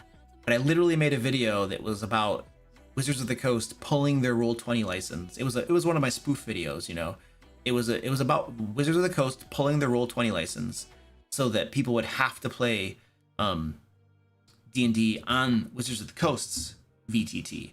And so I made a spoof video. It was out there for about an hour and people really were upset about it. And so I took it down. But I have it on my channel still, and I crap you not. The day, I'm seriously planning this, the day that it comes out and is official, that Wizards of the Coast is canceling their Roll20 license and they're no longer going to allow people to use all the classes and different features and stuff that aren't in the SRD on Roll20, the day that announcement comes out, I'm going to publish that video again. And I'm going to be like, see, I called this a year ago and you all got upset at me, but here it is. You missed the warlock and his whiteboard? Yeah. Those were, those videos, those old school videos of mine where I did all the filming of me playing all the different parts. Those required twice as much time for me to do filming. Like, even though those skits were usually about a minute long, like I would have to dedicate an entire extra day, 8 hours of filming to do those skits. They were super time intensive to do those skits. So eventually they went away and now I just do my normal stuff. You like the silly skits? Yeah, those are fun. Yeah. Nobody, they don't get a lot of views though. Nobody really watches them, but I do them anyway because they're fun. They just, nobody watches them and they just tank. What are you gonna do? All right. Talk about keeping evil characters together as a group. Oh yeah, I can talk about that. I have an easy solution for that. It's really easy. I'm gonna get some tea really quick, and then I'll be back in a second. So I'm going to play a video for you, and then I'll be right back. Wee. Hi, Barbarian here. Are you enjoying this content? Would you like to have me guilt trip you really quick? Because here's the thing. My team and I work really hard to create all this content. The videos, the stupid shorts, the TikTok garbage, these Q&A live streams, the adventure creation live streams, all of this stuff. All of the free Dungeon Master resources on the dmlair.com and Lair magazine, which is just amazing and beautiful. Anyway, here's the problem. My team doesn't work for free, and Mrs. Barbarian always wants me to take her out to eat, like every single day almost. And I mean, I like Olive Garden and Texas Roadhouse, but all of those margaritas get really expensive. And if I don't pay the people on my team, they just kind of stop working. I don't get it. Anyway, here's how you can help me help you. Basically, you can just take a whole bunch of cash, put it into an envelope and mail it. No, wait, hold on. Let me think about that. No, you know what? This is the 21st century. Just give me your credit card number. Okay, forget all of that. My lawyers have advised me to instead request that you become DM Lair patrons at the link below. I mean, it still allows you to send me money, but it's legal and you get cool stuff in return. For instance, every month you'll get a new issue of Lair magazine, which contains tons of Dungeon Master resources like adventures, puzzles, traps, monsters, magic items, and more. You see, I'm not just asking for a handout, which is what a lot of people do with their Patreons. I'm actually going to give you stuff in return. So yeah, just, kind of click that link below and become a DM Lair patron, so I can stop putting my foot in my mouth. Thank you. Okay. I got more tea. We're good to go. That's a good question. I'm gonna give my cats some treats really quick, and then we're gonna talk about keeping evil characters together as a group. All right, excuse me.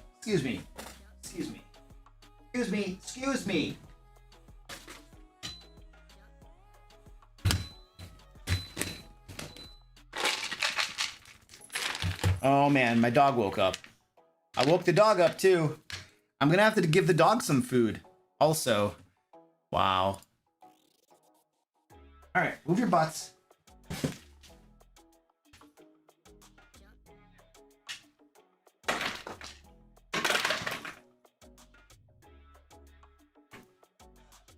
Yeah, my dog wants.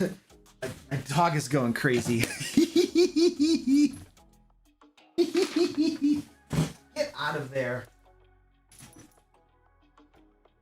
I'm gonna give my dog some stuff too.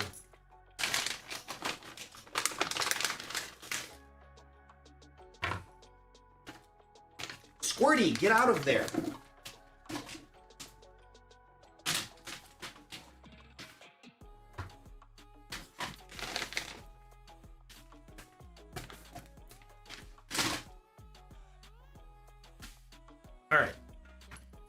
All right, come here, doggy. Come here, doggy. Come here. Doggy's going crazy. We'll go to the doggy cam so you can see the doggy too, because she's going nuts over here. She's like, I got my snack. I got my snack.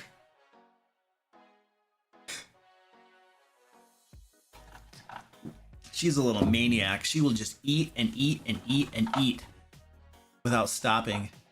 She'll steal everything from the cats too. The cats didn't even care. They were just like, that dog, we're not afraid of that dog. All right. Oh.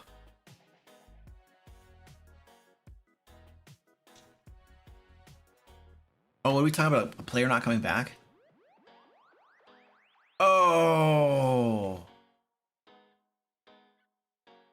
I just had a player kill a toddler in the campaign I'm running, and he suggested how to proceed. Well, I would have stopped that game right there. I literally would have been like, you're not just killing a toddler, dude. That's not happening in this game. That's not happening. Period. End of story. You know, and then context matters, but there would be a conversation, and then if I detected that there was something messed up with that person's head, you know, that they're killing toddlers in the game, then that might be cause for dismissing them from the game. It might be, but context is important, right? But yeah, I would stop that immediately. You're not killing a toddler. You know, that's just not happening. So no.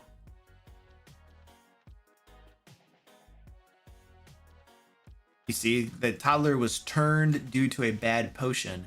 They were supposed to incapacitate. Well, you know, there's a problem there too, in that a situation was put in front of them as well, that where they have a child now that's attacking them. So you say they're supposed to incapacitate, but geez, man, you know, you don't know what they're gonna do. So I don't know. I would avoid introducing situations like that might cause problems. Like, you know, like there's no reason to put a situation in the game that might cause a big issue. I would just it's better to avoid those situations to begin with. Like, I would not put, if I didn't want the potential for players killing children in my game, if I didn't want that, then I would not put children combatants in the game. That way I'm avoiding that problem altogether. You see?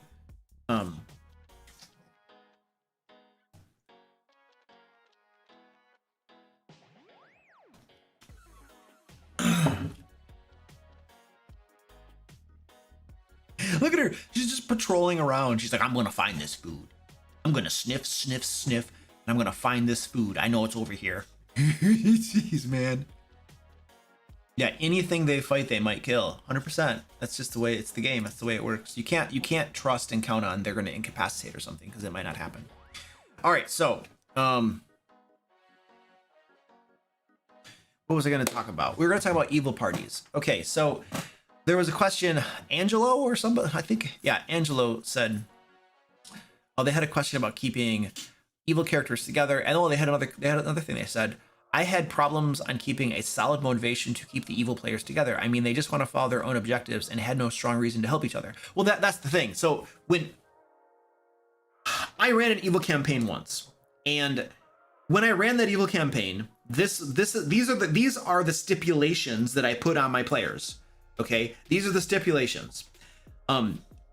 You need to create characters that have a motivating reason to stay together as a group. It is your responsibility as players, not mine, your responsibility as players to create characters that want to stay together as one group. Your responsibility. I don't care what reasoning you have. Oh, we're all siblings. Okay, great. We were all taught by the same evil mentor, and now we have this cohesive blood bond. Blood magic literally ties us together, and so we stick together through thick or thin. We're all evil. We're all trying to accomplish evil purposes, but we stick together. Like, I don't care what reason or rationale you come up with, but as a group, as players, you are responsible for creating characters that have a reason to stay together as a group. That is your responsibility. You must do that. You must do that. Why?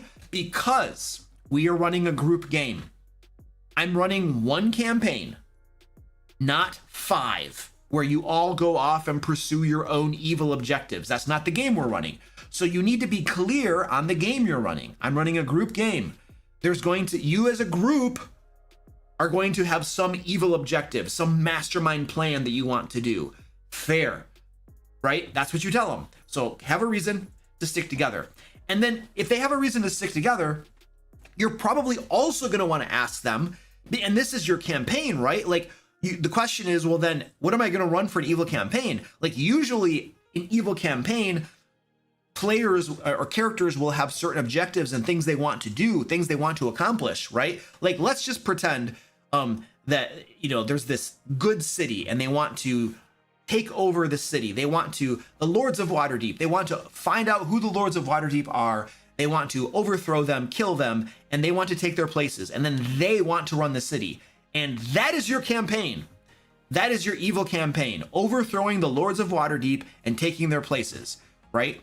And so what I'm driving at is that in addition to having your players create a reason to stay together, you want them to collectively decide on what their objective is, what their goal is going to be in their evil campaign. Like what is it that they want to do in the game world? Because when we're running a good campaign, we as game masters can usually create like external motivators, right? Like, oh, there's bad stuff going on, go solve the problem.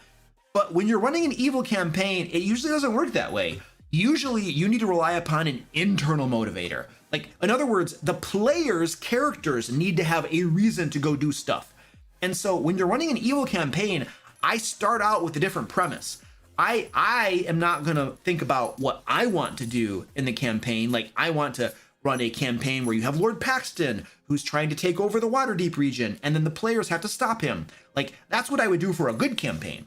But if I'm running an evil campaign, I want my players to have an objective. I want their characters to have a thing they're trying to do, a thing they're trying to accomplish. So this might be your session 0. This might even be before a session 0, although having people in person to talk about it and decide is very valuable.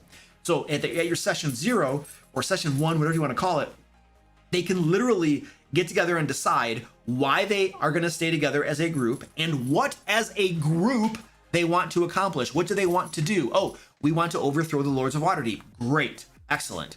Oh, we want to establish a thieves guild in that city over there, and we want to become the new crime lords of that city. Great. That's your campaign. That's the campaign. And now I, as a game master, am going to go design a campaign that fits what their objective is and what their goal is. Because you see, when you have evil characters, right, like I said, you have to look at what motivates the characters, what motivates the players. You have to approach the game differently as a game master. You can't think you're going to run the game and design the campaign and the adventures the same way necessarily that you would a good campaign, because they work a little bit differently. So for an evil campaign, your players decide what it is they want to do. And then you as a game master are like, okay, cool. You're going to establish a thieves guild. Great. Oh, you're going to overthrow the Xanathar. Excellent. I'm going to go now prepare that campaign, and I'm going to figure out what that's going to look like. Now, as far as, so that's now we're starting to talk, we're deep diving a little bit more into how to actually create and structure an evil campaign, right? And that's going to get you rolling right there. And then I have some more stuff for you.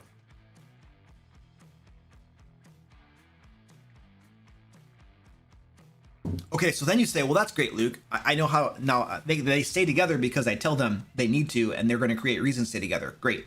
And then they decide what it is they want to do for the campaign, and then I create the campaign. Great. Okay, but then how do I structure the adventures, right? Like, I mean, how do you structure adventures for an evil campaign? Well, the answer to that is you structure adventures for an evil campaign the exact same way you structure adventures for a good campaign.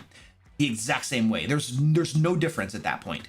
Now that we're getting into the nitty-gritty, like, adventure construction, it's the same thing. So, for instance, let's run with our example of the characters wanting to take over Waterdeep and become the new Lords of Waterdeep. All right, cool. That's your objective. Great. So the first thing that you have to do is the Lords of Waterdeep are all hidden. Nobody knows who they are. Their identities are literally hidden by magic and other means. So nobody knows who the actual Lords of Waterdeep are. So if you want to overthrow them, your first step is to find out who they are. And so your first adventure is to get information about who they are. So this is my new plot hook. All right, so you have heard a rumor that there is a contact in the Xanathar Guild that knows who one of the Lords of Waterdeep is.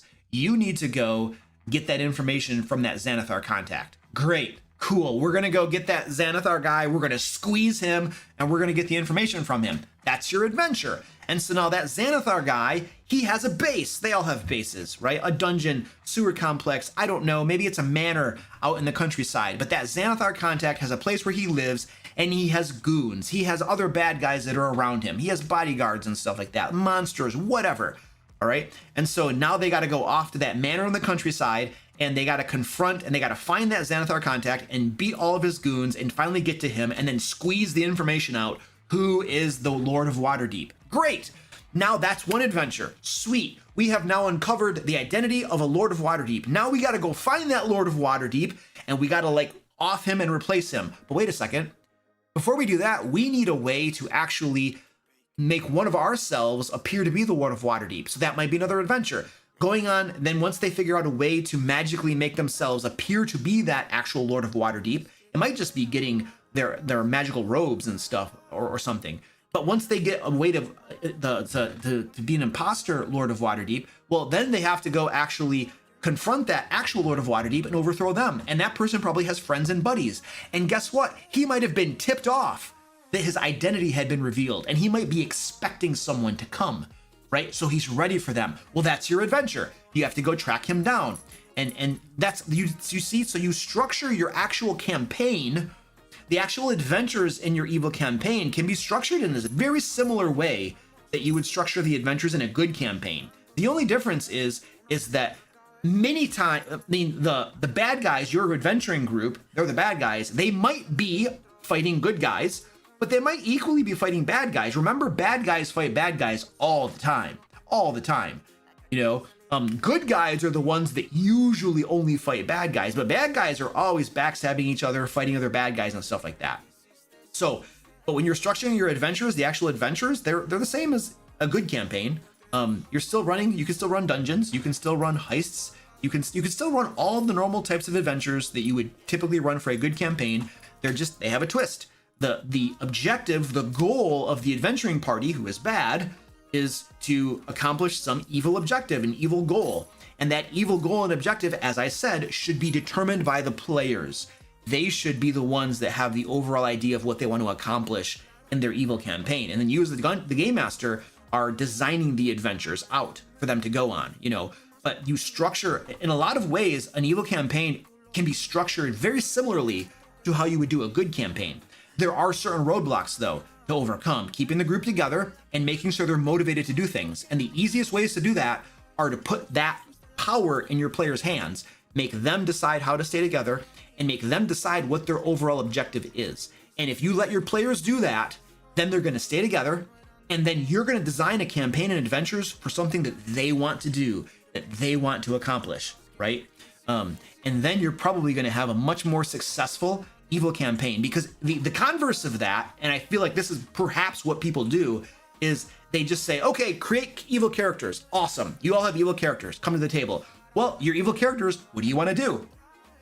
And then they just start naming evil things they want to do. And then you end up running 5 simultaneous games at the same time, which can be a chaos and a mess and very difficult for you. And you might have to be improvising a lot of it on the fly, as opposed to designing adventures like you might ordinarily design, right? And so I feel like if you approach an evil campaign that way, you could be very well setting yourself up for disaster, which is why I wouldn't necessarily recommend that. And I think the way that I originally just explained to you and laid out in detail is probably going to set your evil campaign up for success a little bit more. However, remember this too, if you're running an evil campaign, it's super important. It's even more important in an evil campaign to set boundaries, to set things that are off limits. Like, for instance, you're running an evil campaign. Great. Guess what? We are running an evil campaign, but that doesn't mean you can do anything. There are certain things that are off limits.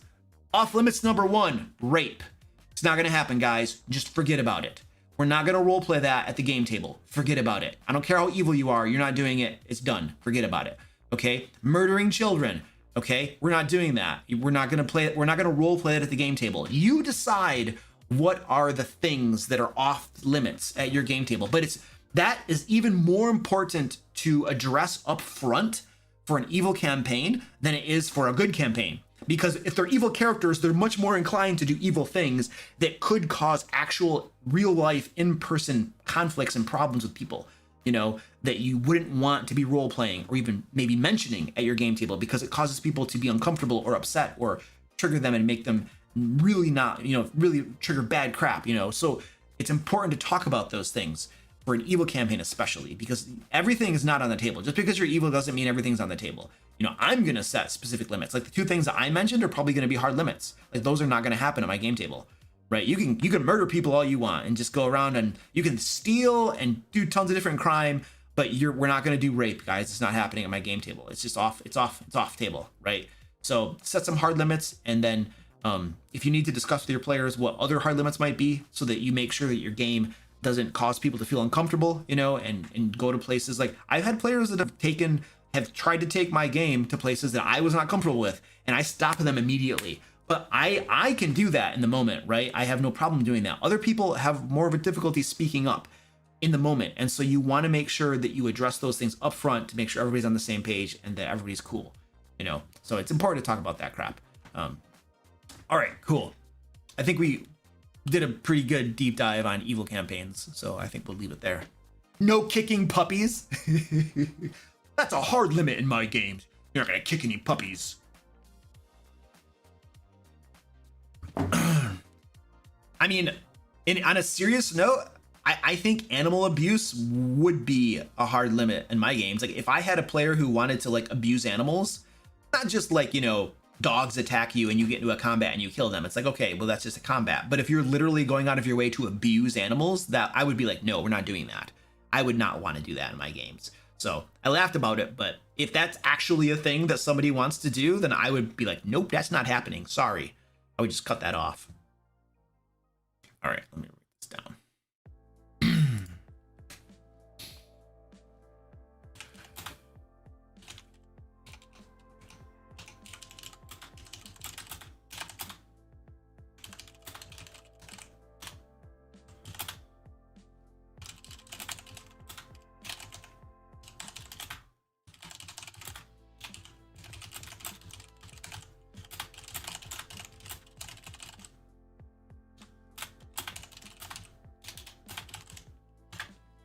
All right.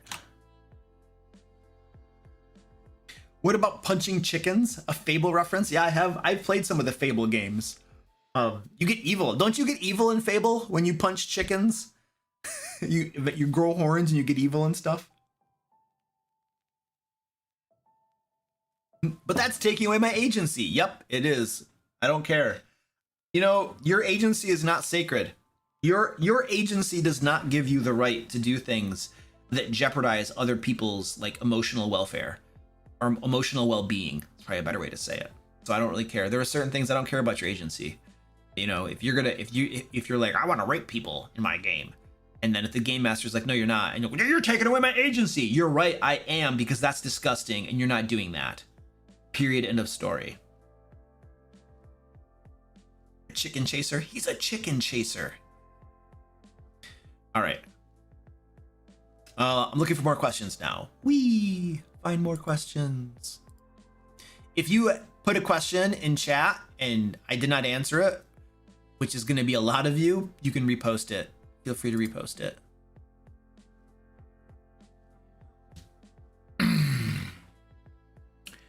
Paizo's Bloodlords is a great example of a good evil campaign. A greater evil poses a threat to the order of the thriving established evil. Oh, that's interesting.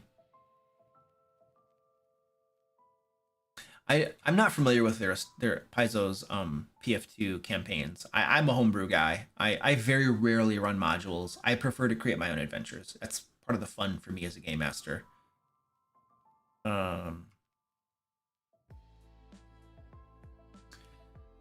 What advice would you give for someone who wants to encourage exploration on the world map? Well, I feel like I think there's like two parts to that answer. I feel like one of the parts is determining who wants to do the exploration.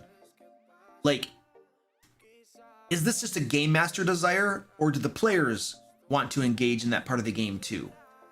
And if the players have zero interest in exploring the world map and poking around at different places, then it's worth considering that maybe you don't need to worry about that. If your players are perfectly happy just going on adventures and not exploring the world map, which is kind of like a hex crawl. It doesn't have to be a hex crawl, but it could be a hex crawl.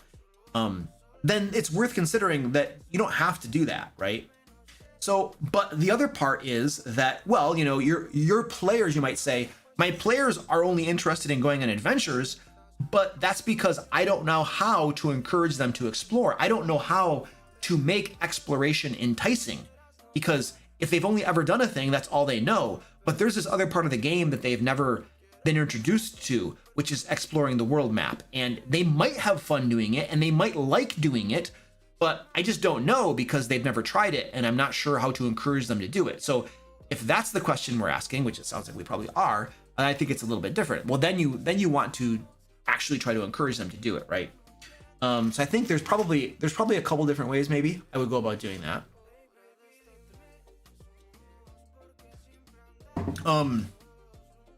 You could just run a hex crawl or part of a hex crawl. You could also use a point of interest system. So those are two different things. I'm pretty sure that I have made a hex crawl video that talks about running a hex crawl. And have I made a point of interest system video? Has that come out yet? I know that I've talked about points of interest, and I know that we have published or will publish points of interest in Lair magazine, but I don't know if we've made that video yet. Has that come out? Does anybody know if that content has come out? Goliath Cleric is here. He probably knows. So you have two different options if you want to encourage exploration. One is a hex crawl, which may or may not work for you. The other is a point of interest system, which tends to be a little bit better for introducing exploration, but not overwhelming exploration. So if you're typically just running adventures where there's an adventure at a certain point in the game world and they have to travel there to get to that point and they have their adventure. Well, usually in a lot of games, what you find happening is that when you travel from the city to the adventure location, which is out in the wilderness, and you travel, there's three different ways you can do that travel. One is just have a random encounter happen while you're traveling. That's one way to do it.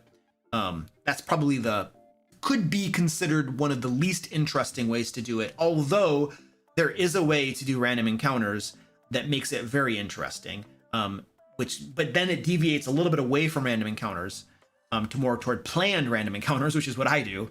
So there is a way to make that interesting, but if you want to ratchet that up a little bit, you could use points of interest. So when they travel from the city to the wilderness to go on their adventure, you could have them come across a point of interest.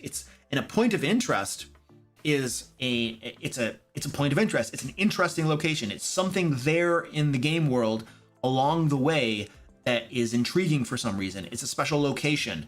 It might be a special person. There might be an event that takes place. There might be monsters or creatures at that location. There might be a combat involved. It depends, but there doesn't have to be.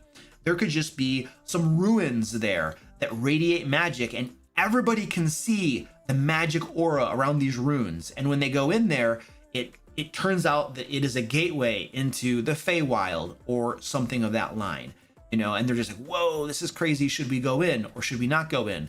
And so that would be an example, a quick example that I just pulled out off the top of my head of a point of interest that they could come across on their way there. And now in those ruins, there might be a book they find, and the book is the journal of somebody who found this before, and it's from like 500 years ago. And the last page of the journal says, I'm about to go into the Feywild. I'm gonna stay there for one day, and when I get back, I'm gonna tell about my experiences, and I'm leaving this journal here just in case. And that's where it ends. And it's dated 500 years ago. And so the natural implication is this person went into the Feywild 500 years ago and they still haven't come out, right? And so, whoa, okay, now what do we do?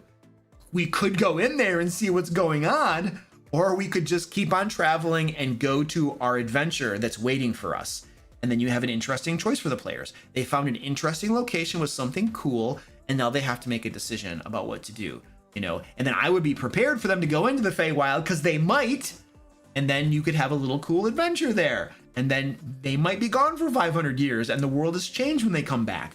You don't know. So you can run points of interest what that will do to your players. If you want to introduce them to the idea of there being cool things in the game world out there on the map that they can find, having them run into one of those cool things while they're going to an adventure location will plant that idea, that concept in their minds that, hey, out in the game world, there's cool stuff to be found.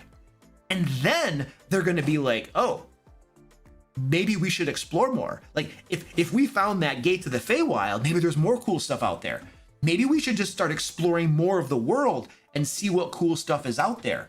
Well, then you could have more points of interest. Or if they really just want to go crazy and just start exploring the game world, well, then you're talking a hex crawl, and you can just run a hex crawl where every hex has something interesting in it that they could find. Sometimes there's going to be, when you're running a hex crawl, there could be a full adventure in a hex, an entire dungeon or a castle or ruins or something that they might explore and do stuff in. There might just be an event. There might be a random encounter in a hex. There might be a strange, exciting location for them to find. So a hex crawl can be a whole bunch of different types of things. A hex crawl is not just random encounters. Oh my gosh. If there are published hex crawls that are just random encounters, those are garbage and you should not run those. There's a hex crawl in Tome of Annihilation, and I don't know how it's structured. I don't know how they did that one. It's an example of a hex crawl, but I don't know how they did it. But a hex crawl should not just have random encounters. That is like the most unimaginative, stupid way to make a hex crawl you could possibly. Don't do that. Like when my team and I made a supplement for running hex crawls that explains how to do a hex crawl, how to design a hex crawl, the different types of things you want to have in a hex crawl. And it's available. I'm pretty sure it's available right now in the DM Lair store. And we had an entire hex crawl issue of Lair magazine as well. Like the entire issue was a hex crawl from ground up. I think it was for levels 3, 4, and 5, I believe was the hex crawl. And then we had a standalone supplement that was our hex crawl system that explains how to make a hex crawl. And it talks about, you know, having mini adventures, having full-fledged adventures, having events, you know, yes, random encounters are there too, you know, but that's not the only thing. And so there's a whole bunch of different things you can do in a hex crawl, and we laid it out really fine detailed if anybody's interested in those resources. And I have a video on my channel as well. It talks about how to run a hex crawl if you're interested in that as well. So there's resources out there that we've created to help people who are interested in that. But I think that's the progression, right? Back to your original question. If you want to encourage your players to explore the game world, the first step is introducing to them the idea that there's cool stuff out there. And that is done through a point of interest. When they're traveling to their adventure location, point of interest, plant that idea. And then they might be like, well, that was cool. Maybe there's more cool stuff out there. And you'll be like, yeah, there actually is cool stuff out there, you guys, if you want to explore. No pressure. You don't have to. You could keep on doing your adventures like we have been doing, but there is cool stuff out there. And if you want to go exploring, we can do that. And if they decide, yeah, let's do that a little bit, well, then you might transition to a hex crawl just for a little bit. You don't have to just go only hex crawl. Remember, you don't have to just do one or the other. You can run a standard type of campaign where there are adventures that they travel to and they go do specific things that further the campaign. Because sometimes a hex crawl, if you're running a pure hex crawl, sometimes there isn't a cohesive, it doesn't have to be this way, but many times in a hex crawl, there is not a cohesive story or plot line. A hex crawl many times is just kind of exploring and poking around and finding random stuff. It could be a full adventure or an event or a mini adventure, but it's not necessarily cohesive and connected. So you don't have to do that though. What you could do is you could have a normal campaign where they're going on adventures and doing things, but there's also a hex on the map. And as they're traveling to different locations, each hex has something. So you could do a hybrid of adventures that are tied to a main plot line and then also a hex crawl on top of it. Or you could just do adventures and points of interest. It depends on how you want to do it. And I think there are advantages of each approach. But there's different things you can do, and all that encourages exploration. If your players are interested in that. Now, you might start to encourage that and show them the possibilities, and they might be like, nah, we're not interested in that. Well, that's okay. That's okay. You encouraged it, you showed them the possibility, and they decided that they would rather just play the game they're used to. Well, that's cool. Just be open to the possibility that they might not want to do that thing, right? Don't push them that way if that's not necessarily what they want to do. Because they might not, just be open to that possibility. And then maybe you just keep running your campaign the way you've been running your campaign. And then everything's cool. As long as you're happy, as long as you as the game master are happy with that, right? Because remember, you want to make sure that you're doing things in your game that you find interesting and that you find fun. Because if you don't find it fun and interesting and you're bored and just well, then that game is doomed, right? Because if your heart is not there, then eventually that thing's going to sputter out and die. So make sure you're also doing things that you enjoy doing. I think that's very important as a game master too.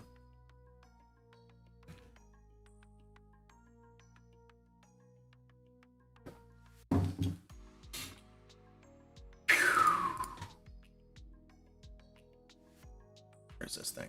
All right. All right, I see some more questions here. I still owe some push-ups. I'm gonna go do some more push-ups. And the reason that we're doing push-ups is we're raising money for Stack Up. Stack Up is a military charity. They basically help veterans and active duty service members, and they do lots of cool stuff that helps support positive mental health, and they combat veteran suicide. And they have 4 awesome programs that they do to do that. And there's more information on Stack Up's site that tells you more about them. But we're currently raising money for them, and we're getting close to our $3,000 goal. At $3,000, everybody who's donated $25 or more gets some really cool stuff. You're going to get a map pack with tons of digital maps, and you're going to get some 5th edition adventures too that you can use in running your games. So once we get to $3,000, that'll happen for everybody who's donated $25 or more. Also, $25 donation gets you a set of push-ups, and that's why I'm going to go do push-ups right now, because so far in the stream we've had quite a few people donate $25 to make me do push-ups, and so now I'm gonna go do push-ups for those people, and you guys get to watch me do push-ups. It's fun, yay.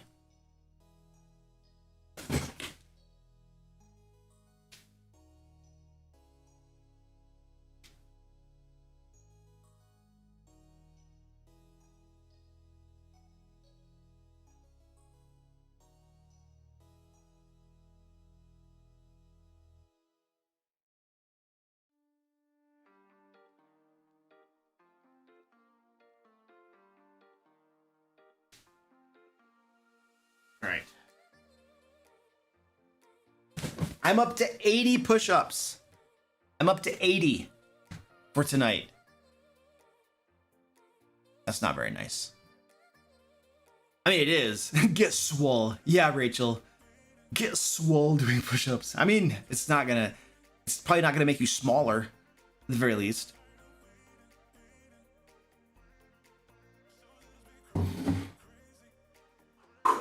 All right. Also, as a reminder, we do have a giveaway going on tonight. The winner will get a signed copy of Into the Fae. This was the first Kickstarter my team and I did. It's a level 1 to 5 adventure module. And if you don't win the giveaway, you can also get it on the DM Lair store as well. You can go grab it over there. But the winner tonight will get a signed copy of it. So there should be a link in the chat somewhere, hopefully. You might have to scroll up a little bit, but you can join the giveaway. We will draw the winner of the giveaway at the end of the live stream. All right, now I'm going to hunt for a question to answer. Well, thank you, Matthew. Matthew says Into the Fae is a cool adventure.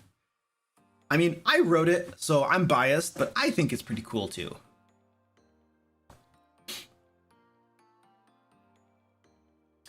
Rachel's on break at work. Man, it's late though. You're still at work? Well, it's 8 o'clock for me.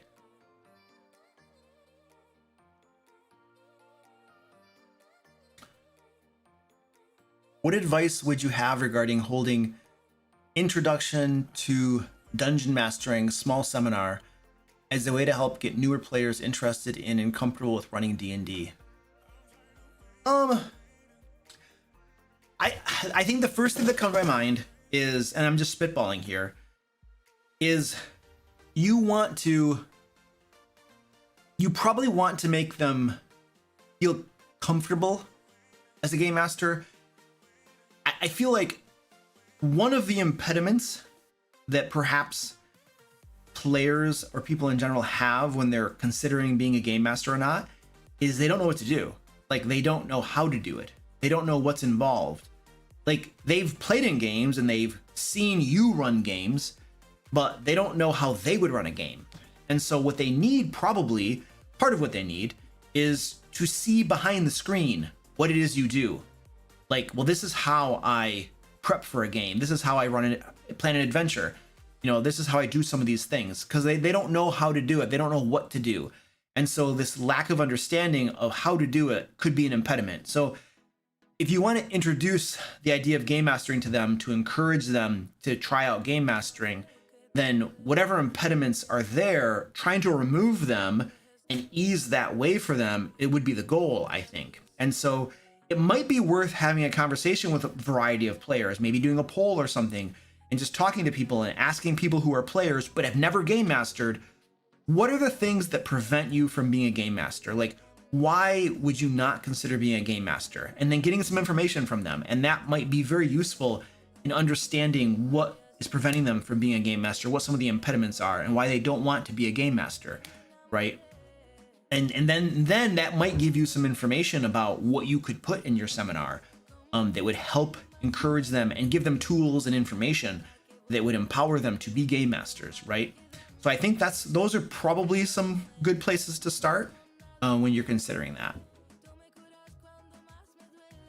What meats do you have available? I have some spare ribs and chicken grilled, both, in my refrigerator right now. That's the meats we have on the menu right now, Goliath. You're welcome, Mike. I think that was Mike's question, wasn't it?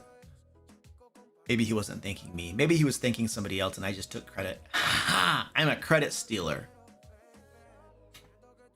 Richard says, how do you strike a balance between giving players information their character ought to know versus letting them figure stuff out for themselves? Want them to feel like they have lived in the world. That's a tough one because it depends on your point of view and it depends on what you think they should know and what they shouldn't know.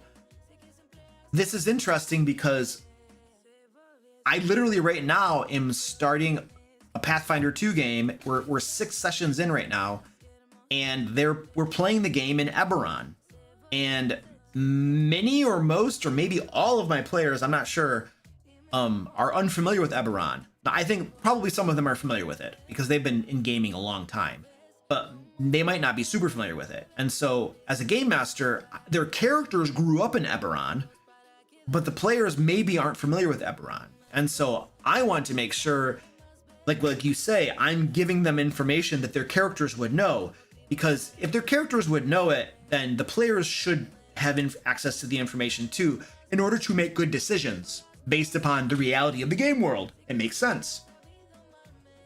And so I'm probably you have to use your judgment. It's always going to be a judgment call on your end. What does your gut tell you? Would their characters know this? If you think their characters would know it, then just tell them. Hey, you guys, by the way, just so you know, in Eberron, you can walk and you can get horses and stuff, but there are some other advanced travel methods available. Lightning rails are one of them, and you explain what those are. And then you also have airships. And though lightning rails and airships will get you places a lot faster, and lightning rails actually aren't even that expensive. Airships probably are, but lightning rails aren't that bad. So if you want to get somewhere fast, those are your two options, right? Instead of just walking or horse. Oh, and the players may not have known that. But anybody in Eberron knows that, right?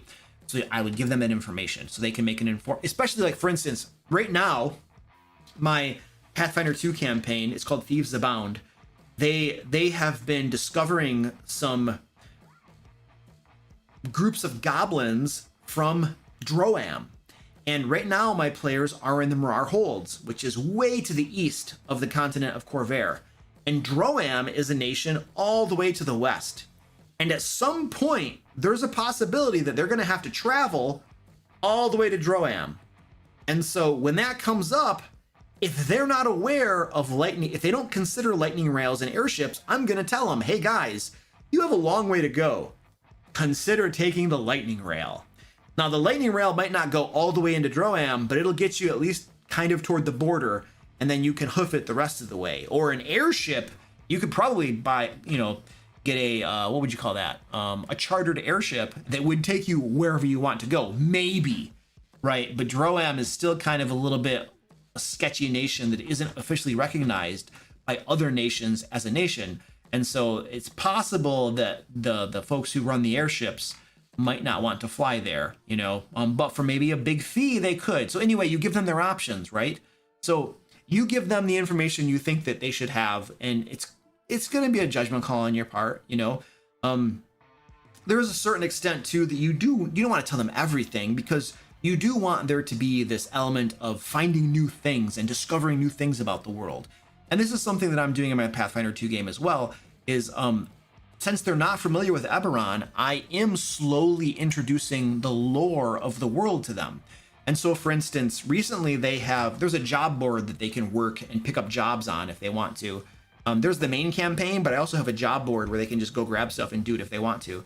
And one of the jobs that they went on, the whole purpose of the job, besides having an adventure that they could go on and do cool stuff on, one of the purposes of that job was to introduce part of the world lore to them. I wanted to introduce to them one of the religions, the Blood of Vol, and I wanted to introduce to them the Emerald Claw, which is a cult, a sect of the Blood of Vol. And I wanted them to learn about that aspect of the lore of the world. And so part of the purpose of me designing that adventure on the job board was to give them that information about the world lore. And so I don't want to just tell them everything. There are some things I want them to discover organically as they play the game. And that right there that I just mentioned, the Blood of Vol and the Emerald Claw, is something that I wanted them to experience organically and learn organically in the game, right? So you also want to do that. You don't want to just info dump and give them everything. Sometimes some things need to be discovered organically as you play the game, because that's cool, and that gives them the sense of finding new things out and exploring, and oh my gosh, we just learned this, and I had to make a nature check or a religion check or some sort of check. And then, or we went into the dungeon and we found a journal that told us some stuff, and that gives them a feeling of accomplishment and doing cool stuff. If you just give them everything, then there's no sense of reward and accomplishment. If there's something that's earned through an adventure or through doing something, then they're like, we figured this out. We found this out. So you want a balance of those two things. And I don't think there's a hard or fast rule of how to determine what those are. I think you need to make the determination yourself.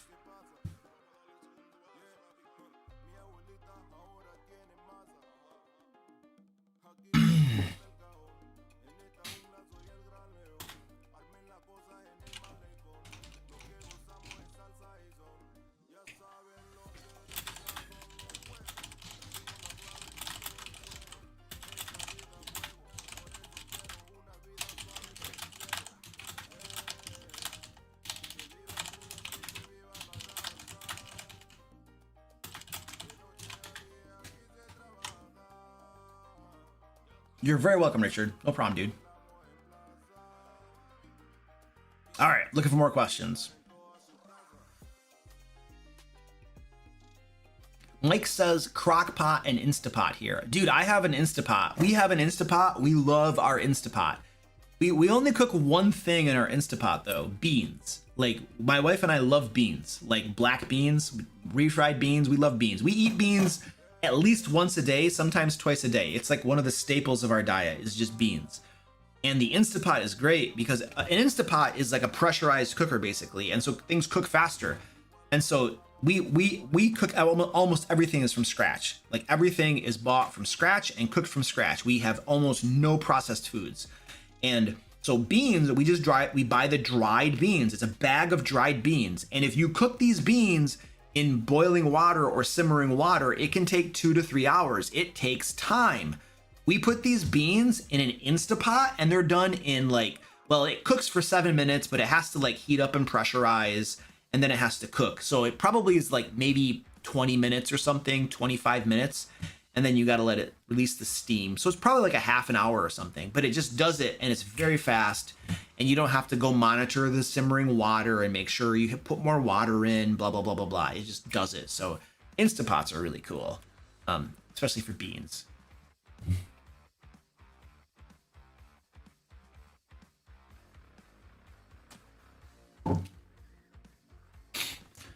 One of my villains, canonically, I can't speak, was way too strong for my party at the moment. Is there anything really wrong with having him fall off the map until the party levels up a lot, long after his arc? Well, you repurpose him. You know, you move his arc out. So if they discovered a villain and the villain is just too powerful for them, then yeah, you just move him out. Like if he's really a villain that they're going to encounter at level 10, well, then his whole adventure arc just gets pushed out a little bit. And then the party does other things in the meantime to get more powerful. And then they just encounter that off in the future. I would just push it out. Like my players kind of did that in my Pathfinder 2 game. At the advice of their patron, he was like, "You guys are really young. Like you're green axes." It's like, "You're all a bunch of green axes. You need to go get yourself some experience before you go off and do this thing over here. The last party that did it, they all died. They're all dead. So you all should go probably work the job board, get some experience, you know, get a little bit more muscle on you, and then you'll be ready for the other thing." So I had an NPC, their patron, literally tell them, you know, "You guys are too weak to take on this next thing I have for you. Go get some experience." And so there's nothing wrong with pushing something out if they're not ready for it, you know? So there's nothing wrong with that approach. You could totally do that. Fried rice? Oh, I don't eat fried rice. That's a double negative. It's a double bad. Like you have like a refined carbohydrate. White rice is a crazy refined carbohydrate, and then you're frying it, right? That's not good. And then you're frying it. That's very bad. Do you want to know, Chinese food, by the way, is like one of the worst things you can eat in the world. Like Americanized Chinese food. Let's be clear. Like for instance, General Tso's chicken. What do you have? You have fried chicken. So fried chicken that you put sweet and sour sauce on. Oh my gosh, it's like fried with sugar. It's like the worst of all worlds. Carbohydrates, fats, and sugar. It's just like, it's a bomb of death and disease and destruction. So it tastes delicious, but it is bad for you. It's bad. Some of it, I mean, I'm sure there's some of it that's not that bad. But if you're looking for the fried stuff with like the sauces on it that have sugar in it, oh my gosh. Just shoot yourself and get it over with. But it's delicious. Of course it's delicious.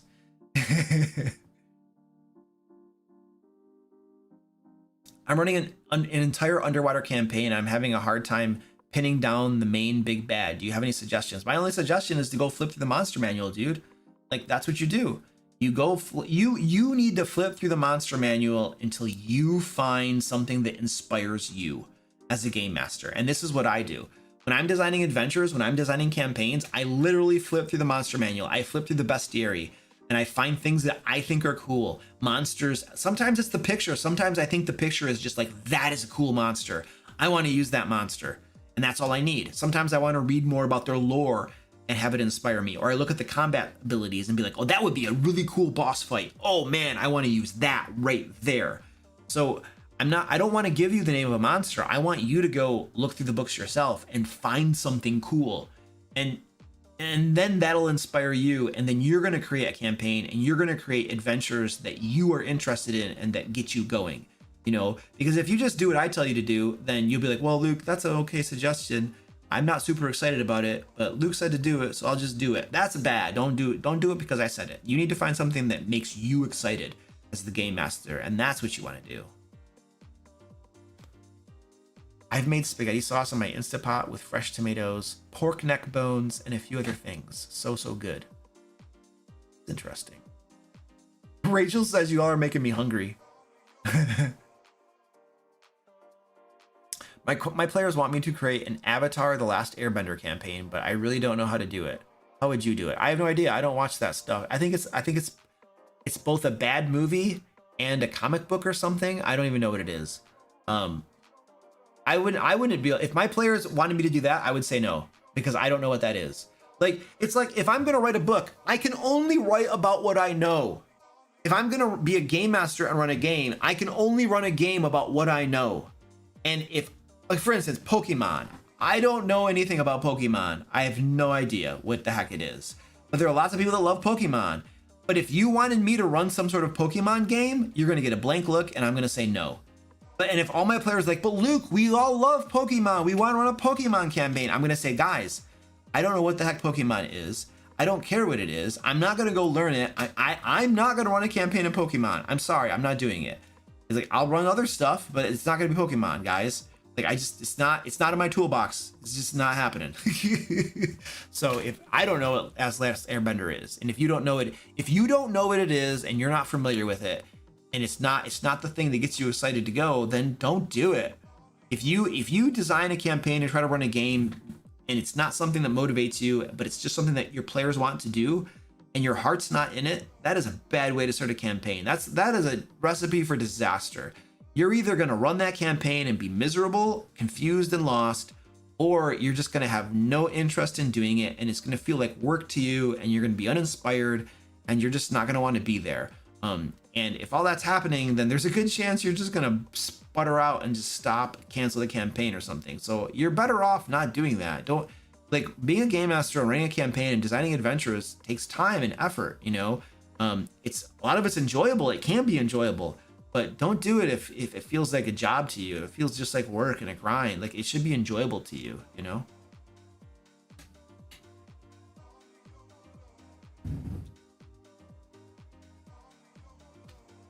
Is there an actual RPG for Avatar? Oh, interesting. Well, there you go. The original animated series of Avatar: Last Airbender is amazing. Uncle Iroh is one of the best characters of all time. There's a game system for The Last Airbender. Yeah, if they want to play that, I would use the game system. Don't try to. Yeah, you might be better off using the actual game system that was designed for it. The movie is terrible. The TV show is awesome. Okay, cool. The live action movie is horrible. The original animated series was amazing. I think I watched the Last Airbender movie, parts of it and stuff. Yeah. I don't remember a whole lot about it. I just remember there was this like kid who was doing stuff with air or something, and he was fighting like fire people and water people or something. I don't know. He was fighting different people with different elemental abilities. That's all I remember, though.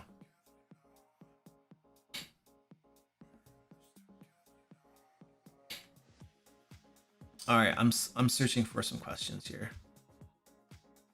What do you think about using ChatGPT or other AI to help with DM prep or character creation? I don't know if it helps you. If it helps you do stuff, if you can get it to work and give you some interesting stuff, then use it. You know, I've used it. I haven't used it for game master preparation stuff, but I've used it for other things. Like, I've used it to help me research stuff for my videos. But I haven't used it for game mastering stuff. But if there's a tool out there that helps you, like, why not use it? If you can get a tool that is going to make your life easier, that is going to, especially if you can outsource parts of the game or whatever happens to be that you don't find particularly interesting or that you find challenging, and you can get somebody else, or in this case a tool, AI, to do it for you, and you find it useful and helpful, then do it. You know, like, use the tools that are out there. I think there are probably some people that think they're threatened by AI or think that it's wrong or don't want to use it or something, and they think that it's morally wrong or something. I don't know. It's just a tool, guys. You know. Watch the show, Luke. I don't have time to watch shows.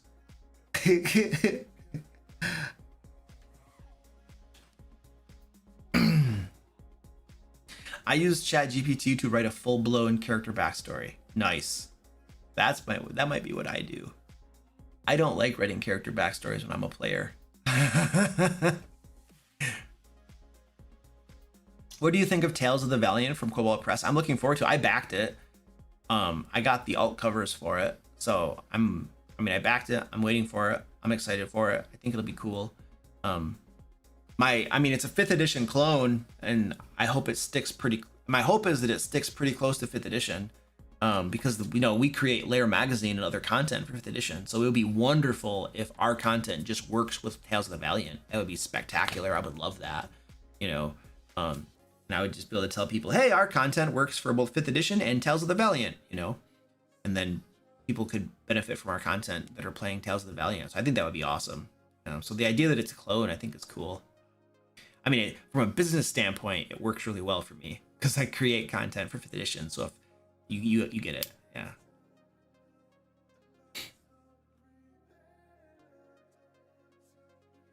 How would you recommend starting off a campaign to get the players hooked? I'm thinking about starting it with a big encounter, but would it be a recommendation? So this is one of those things I feel like there are some things that we worry too much about as game masters that we shouldn't worry about. Like how to start the campaign. Why is that such a big deal? Why do we worry about starting the campaign so much?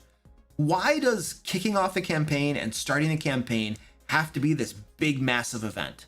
Like, why does it have to be this big, huge thing where you're just like, oh my gosh, and I'm not saying you're doing this, I'm just generalizing, right?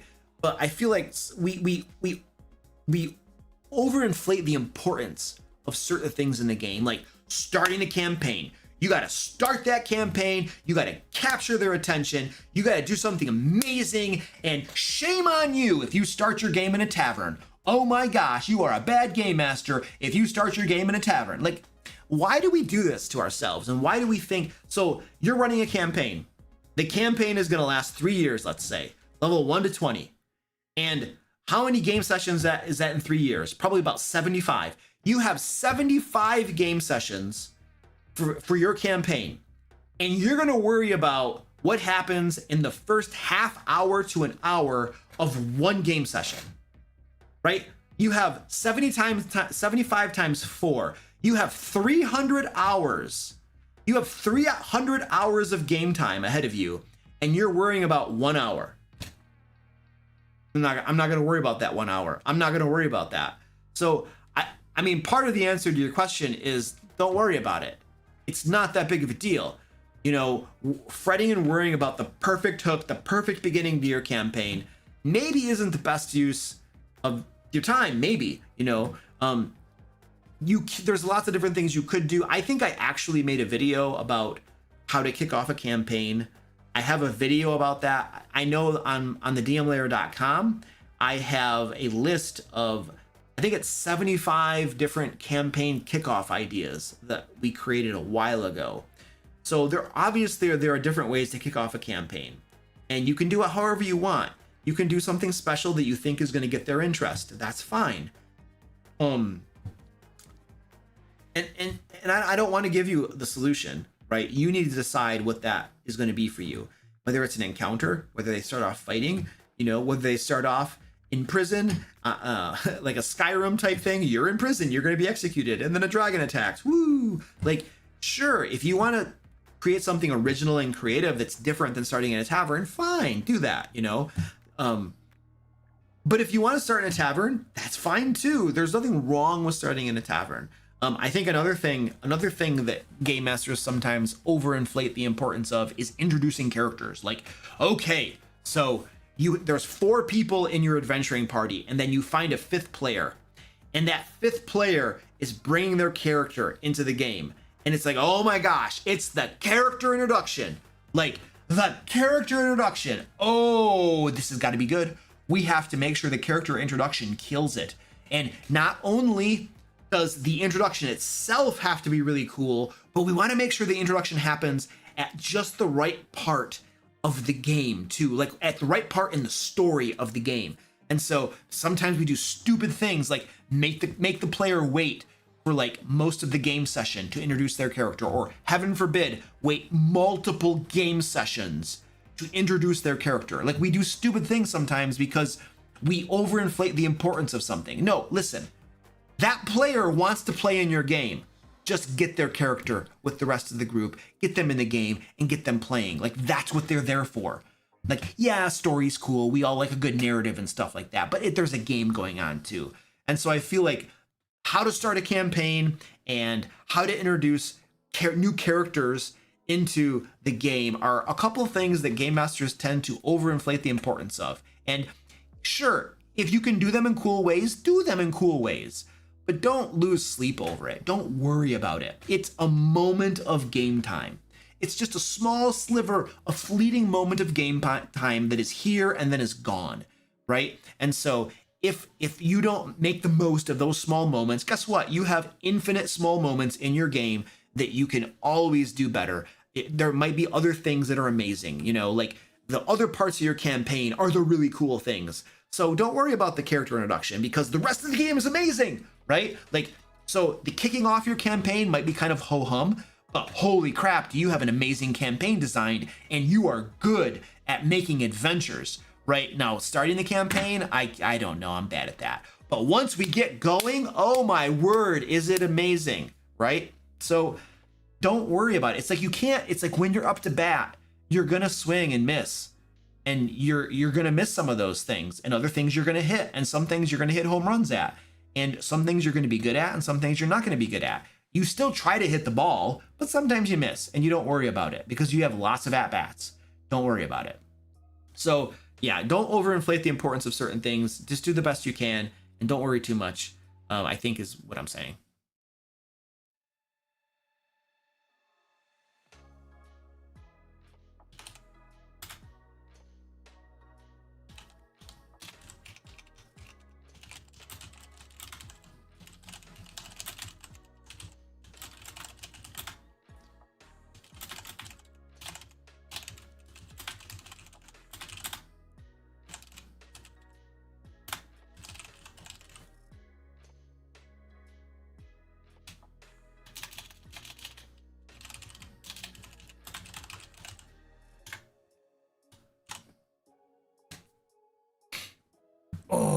Oh, yeah, we do have a giveaway going on, guys.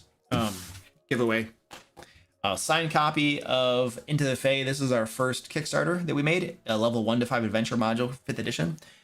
We will be drawing the winner to the giveaway in about a half an hour when we end the live stream. So it'll be a signed copy too. Whee! I sign it with this pen right here. Woo! This is actually a really good pen. This is the Bic Pilot G2. It's kind of worn out a little bit, but it's the Bic Pilot G2. These pens are amazing. They're like a gel tipped pen. I get the refills for them because I'm a big recycler guy, and so I don't want to like throw crap away that I don't have to. So I get the refills, and then that's why it's worn out. That's why the name is worn out. But anyway. G2 Pilots for life. There we go. I was introduced to G2 Pilots. So I have a friend who was also a work companion. Her name is Bethany, and she introduced me to the Bic G2 Pilots. Like when I was a tech writer a while ago, and at a company, and she was another tech writer, and she loved these Bic G2 Pilots, and I don't know what happened. Maybe I accidentally stole one of hers, or she gave me one or something. But once I tried them out, I was like, these things are stinking amazing. It like just writes really well and flows and makes it easy. So yeah, I now only use these pens. And then, yeah, they're beautiful.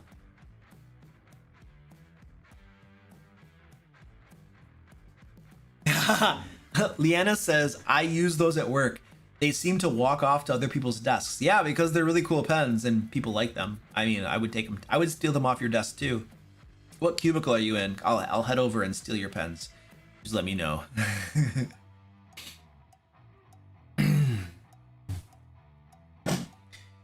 Flames Gaming says, I've never run a one-shot. I'm worried that I run it for too long, hoping it will be around 4 hours, but I know my sessions on campaign go up to 6.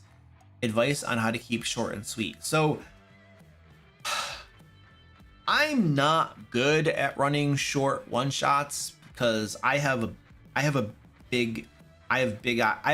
are bigger than my belly. I know what the answer is. I just don't do a good job at implementing the answer. The answer is don't put that much stuff in it. So if you want to here's the key to running a one shot in 4 hours. And like I said, I usually ignore my own advice because I just like playing the game. And if my one shots go over by a little bit, I don't mind. My players probably don't mind either. They're having fun. But this is what you want to do. You need to recognize first that you have 4 hours. Okay, the boss fight will take 1 hour. Always. So you consider that your boss fight is 1 hour. There you go. You need to consider that probably an hour is going to be spent. Half of that hour is going to be getting up and rolling. And then the other half hour is going to be a little bit of exploration. So that hour is gone. That leaves you with 2 hours of content. You probably have 1 or 2 encounters. If you have 2 easy encounters, now an easy encounter will be faster because the enemies are going to die and be defeated faster. So maybe if you're going to have 1 more challenging encounter or 2 easy ones, I would recommend 2 easy encounters.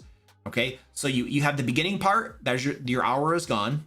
You have the boss encounter, that's an hour, okay? And then you have 2 easy encounters, all right?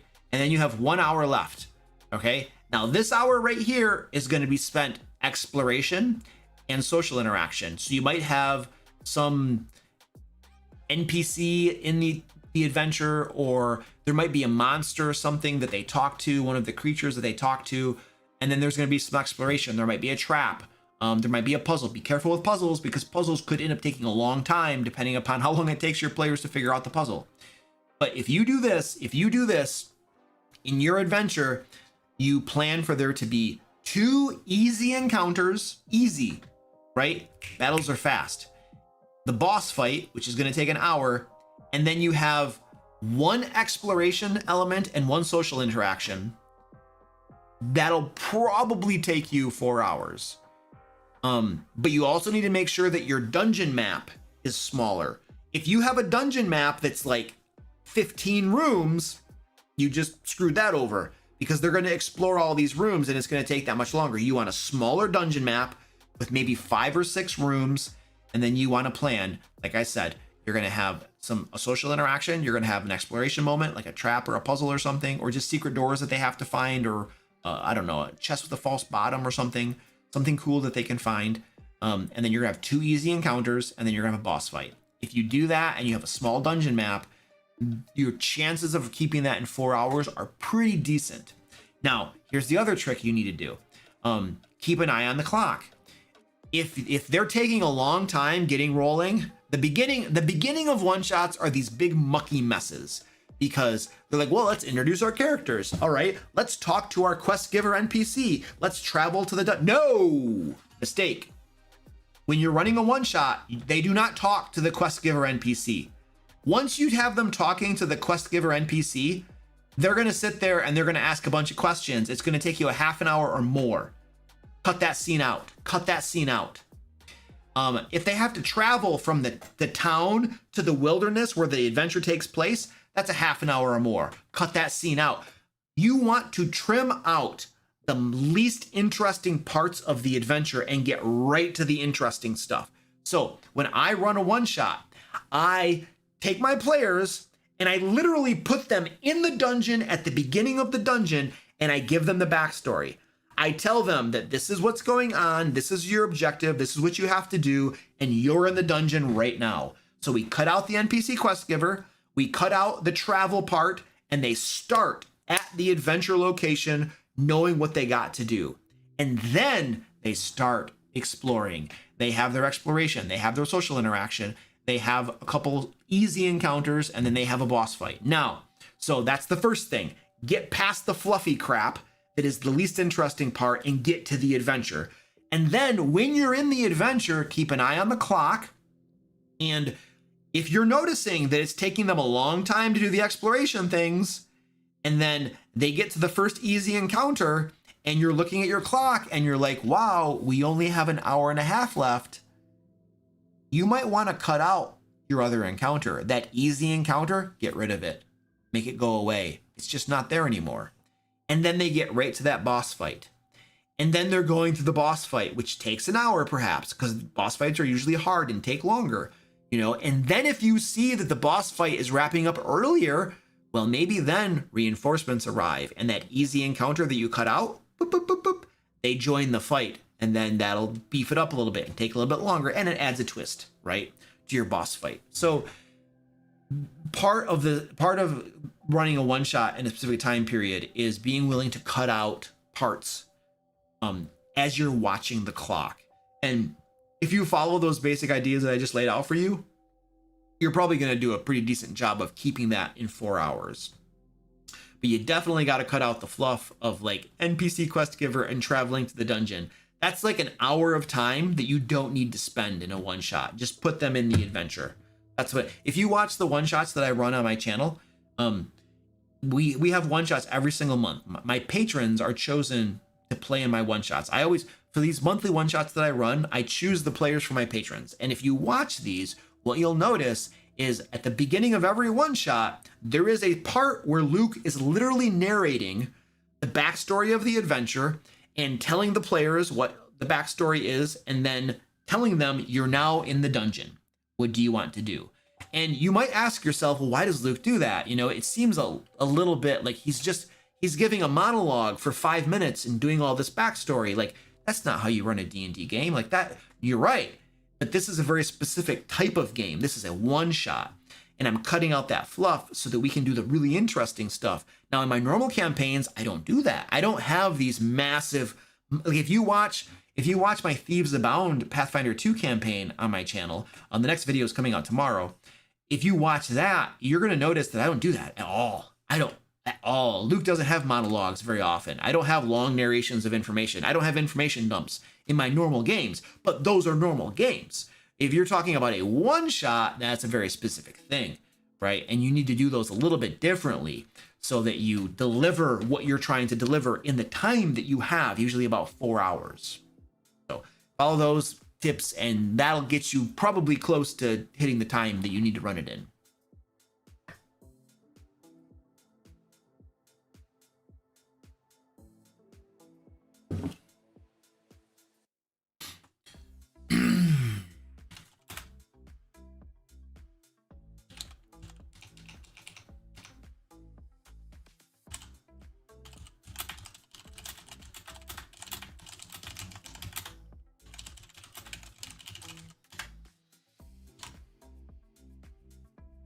You're welcome, Flames Gaming. Happy to help, dude. All right, looking for questions. Matthew says, do you find that it takes more time to run an adventure online?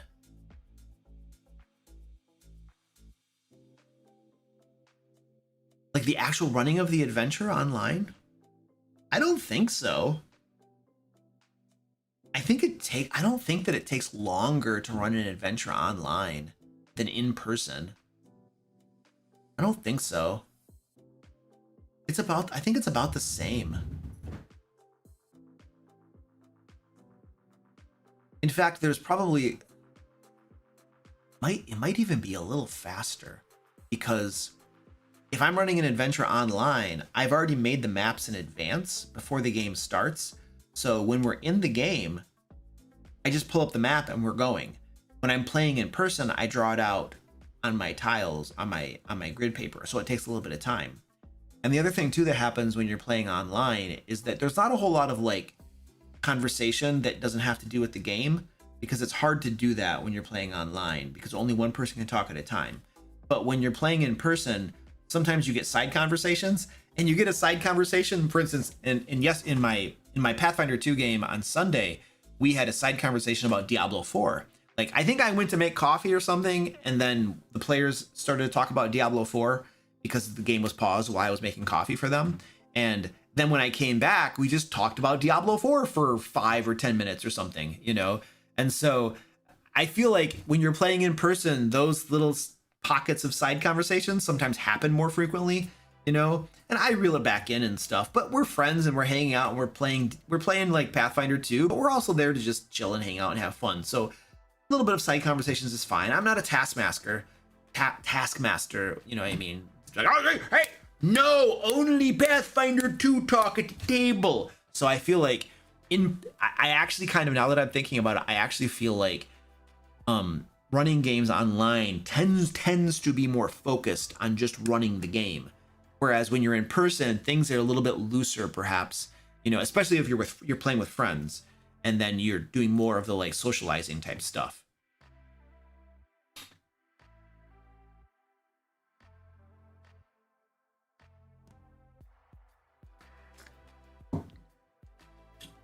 Satori says, how do you deal with some players arguing about rules during the game? One of mine is being really annoying.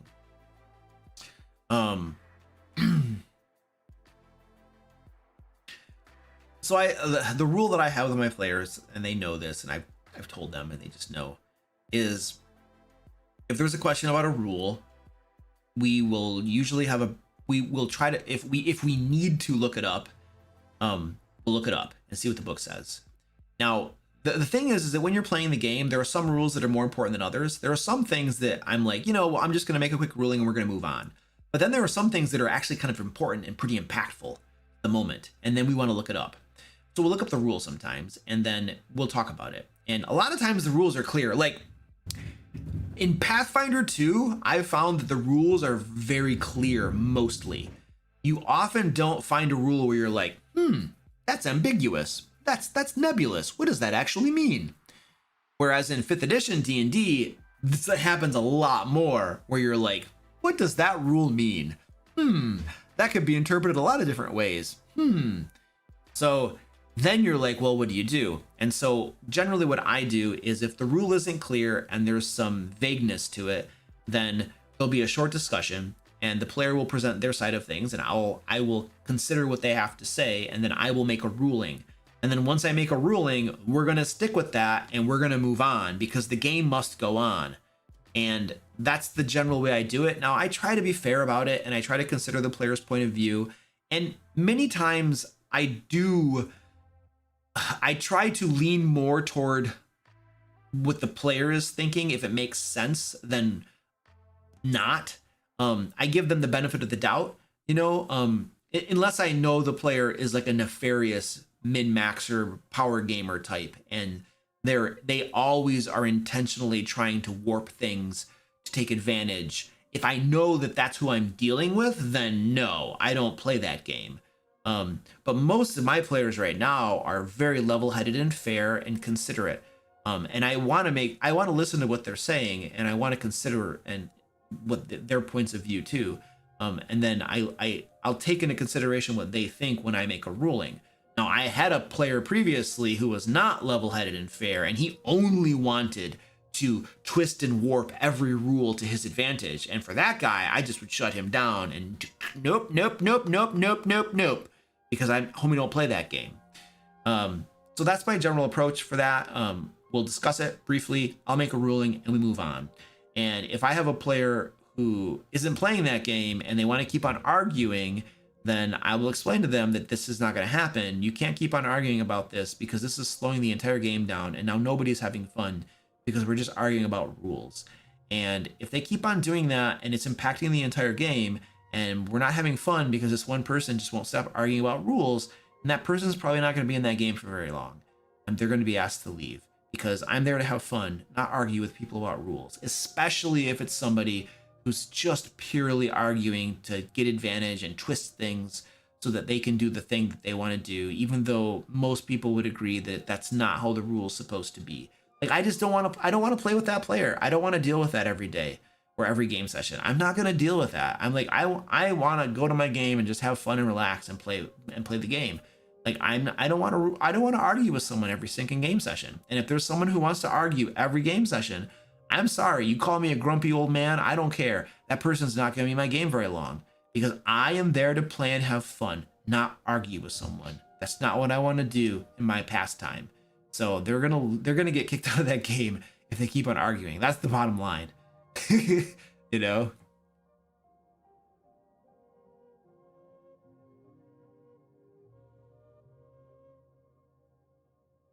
What is my biggest D&D pet peeve?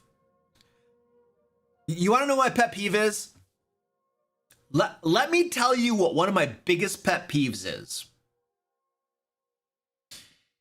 When people say role playing and what they actually mean is talking in character, this really makes me upset.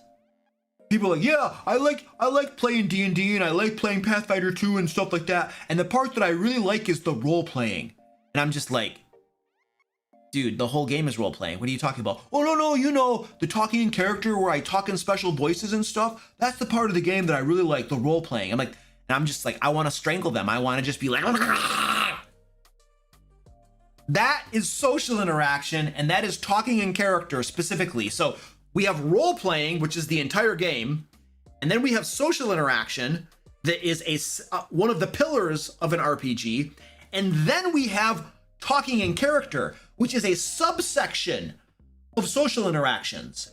And you are taking a cross section, a very small part of the role playing game, and you are conflating it to be the entire game and calling it role playing. That's not role playing. The entire game is role playing.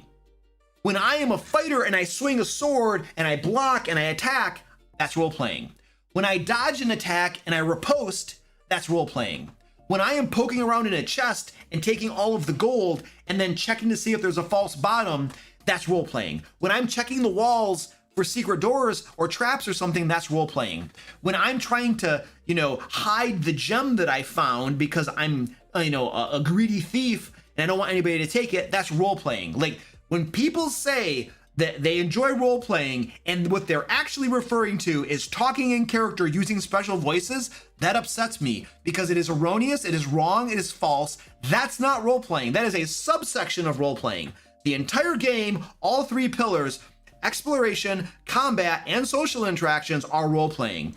And of social interactions, there's a part of social interactions that's talking in character, okay? And when people call that role-playing, I get worked up about that because it's not correct. It's not accurate. The entire game is role-playing. So if you want to know what my pet peeve is, that's my pet peeve right there. There you go. And in fact, cool story related to that. I recently received an email. Let me find this. I got an email from somebody who is working with Kobold Press, and I don't know if I'm supposed to talk about this, so don't tell them. But it sounds like they're going to be making a book called The Kobold Guide to Role Playing, and they're going to have a whole bunch of guest writers contributing essays to that book. And this guy, John, who is the leader of writing this book, reached out to me and wanted to know if I wanted to contribute to this book. Kobold Press is doing this, is my understanding. And I was like, that sounds interesting. Sure, I'll contribute. And I actually proposed, I told him, I think that what I would like to write, the essay that I would like to write for your book on role playing is what I just told you. This erroneous view that people have that role playing is this one small facet of the game, and it's not, it's everything. And he's like, oh, that sounds great. And so that'll be my contribution to the Kobold Press book, The Kobold Guide to Role Playing. And John, if I'm not supposed to talk about that, I'm sorry. But there you go. Squirty, what's the deal? What's the deal? She just needed attention all of a sudden. Squirty, now you're rubbing against everything. Squirty, you're moving my monitor, and then you moved my camera. She's just pushing everything. I gotta take a note. Uh-oh.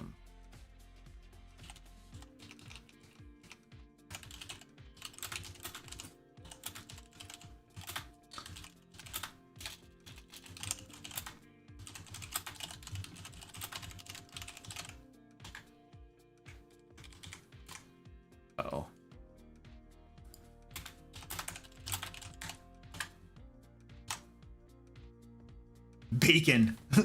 Bacon. Dark light Mike. Bacon. No, this is Squirty Pie.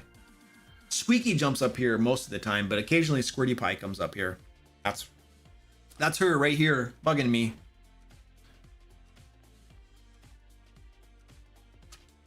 All right, ladies and gentlemen, we're about to draw the winner to the giveaway. She's rubbing against the other camera now. Could you not rub against the cameras? Get off my book. Get off my book. Last chance to sign up for the giveaway. Hopefully we can get a link down in the chat, or you can scroll up and find another one. But we're gonna draw the winner to the giveaway momentarily. So this is your last call to sign up for the giveaway. You can win a hardcover copy of Into the Fae. It'll be signed by me. And we'll draw the winner in just a few moments. I'm gonna see if there's one last question for me to answer, and then we'll draw the winner to the giveaway. Auxilium, you made it to the stream. Good job. Hi. Yeah, I'm doing okay. Thank you. Did the cats fight with the dog? No. Our dog is actually blind. Let's go to the dog cam. She's blind and can't see. And she ignores the cats because she can't see them. And because she ignores them and doesn't have any reaction at all to the cats have just gotten used to the dog and don't think anything of her because this dog is friendly. And just ignores us, so we're okay with the dog. Some of my cats will just come very close to the dog and just kind of sniff the dog or rub against the dog or whatever, and the dog just ignores them. The dog is like, I don't know what's going on, I can't see anything. So the dogs and the cats get along just fine. Sometimes I'll be taking my dog's name is Zoe. I'll sometimes be taking Zoe outside or whatever, and she'll just be coming after me, and there's a cat there, and she'll just bam run into the cat, and the cat will be like, wah! I got headbutted by the dog, and the dog is like, what was that? What was that? So, scratch the dog's belly for you? Okay. Zoe! Probably scratching. Oh yeah.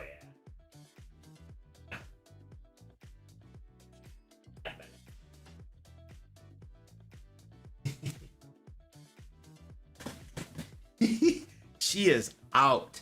She's out cold.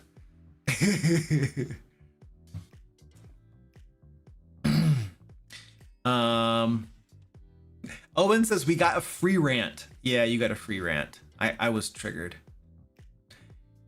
Dice Goblin says, did you write the Drought of Thorns campaign? Yes, I wrote the Drought of Thorns. So this is what I'm doing.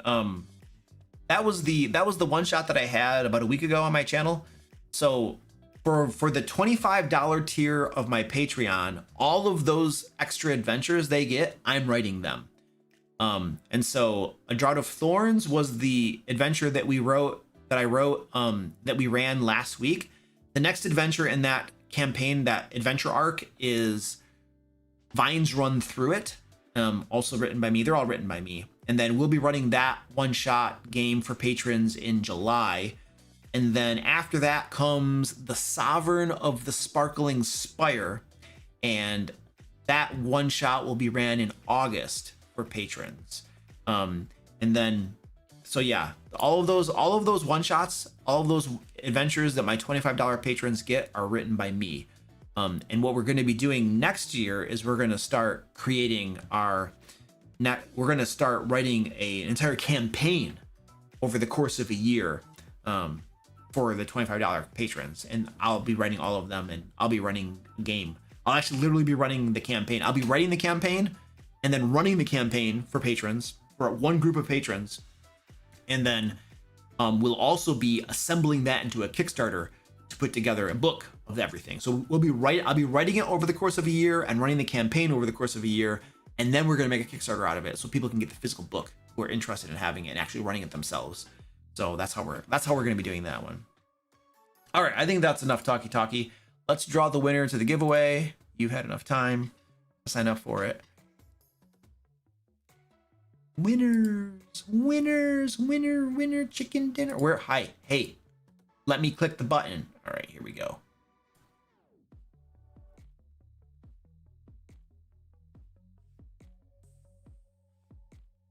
All right.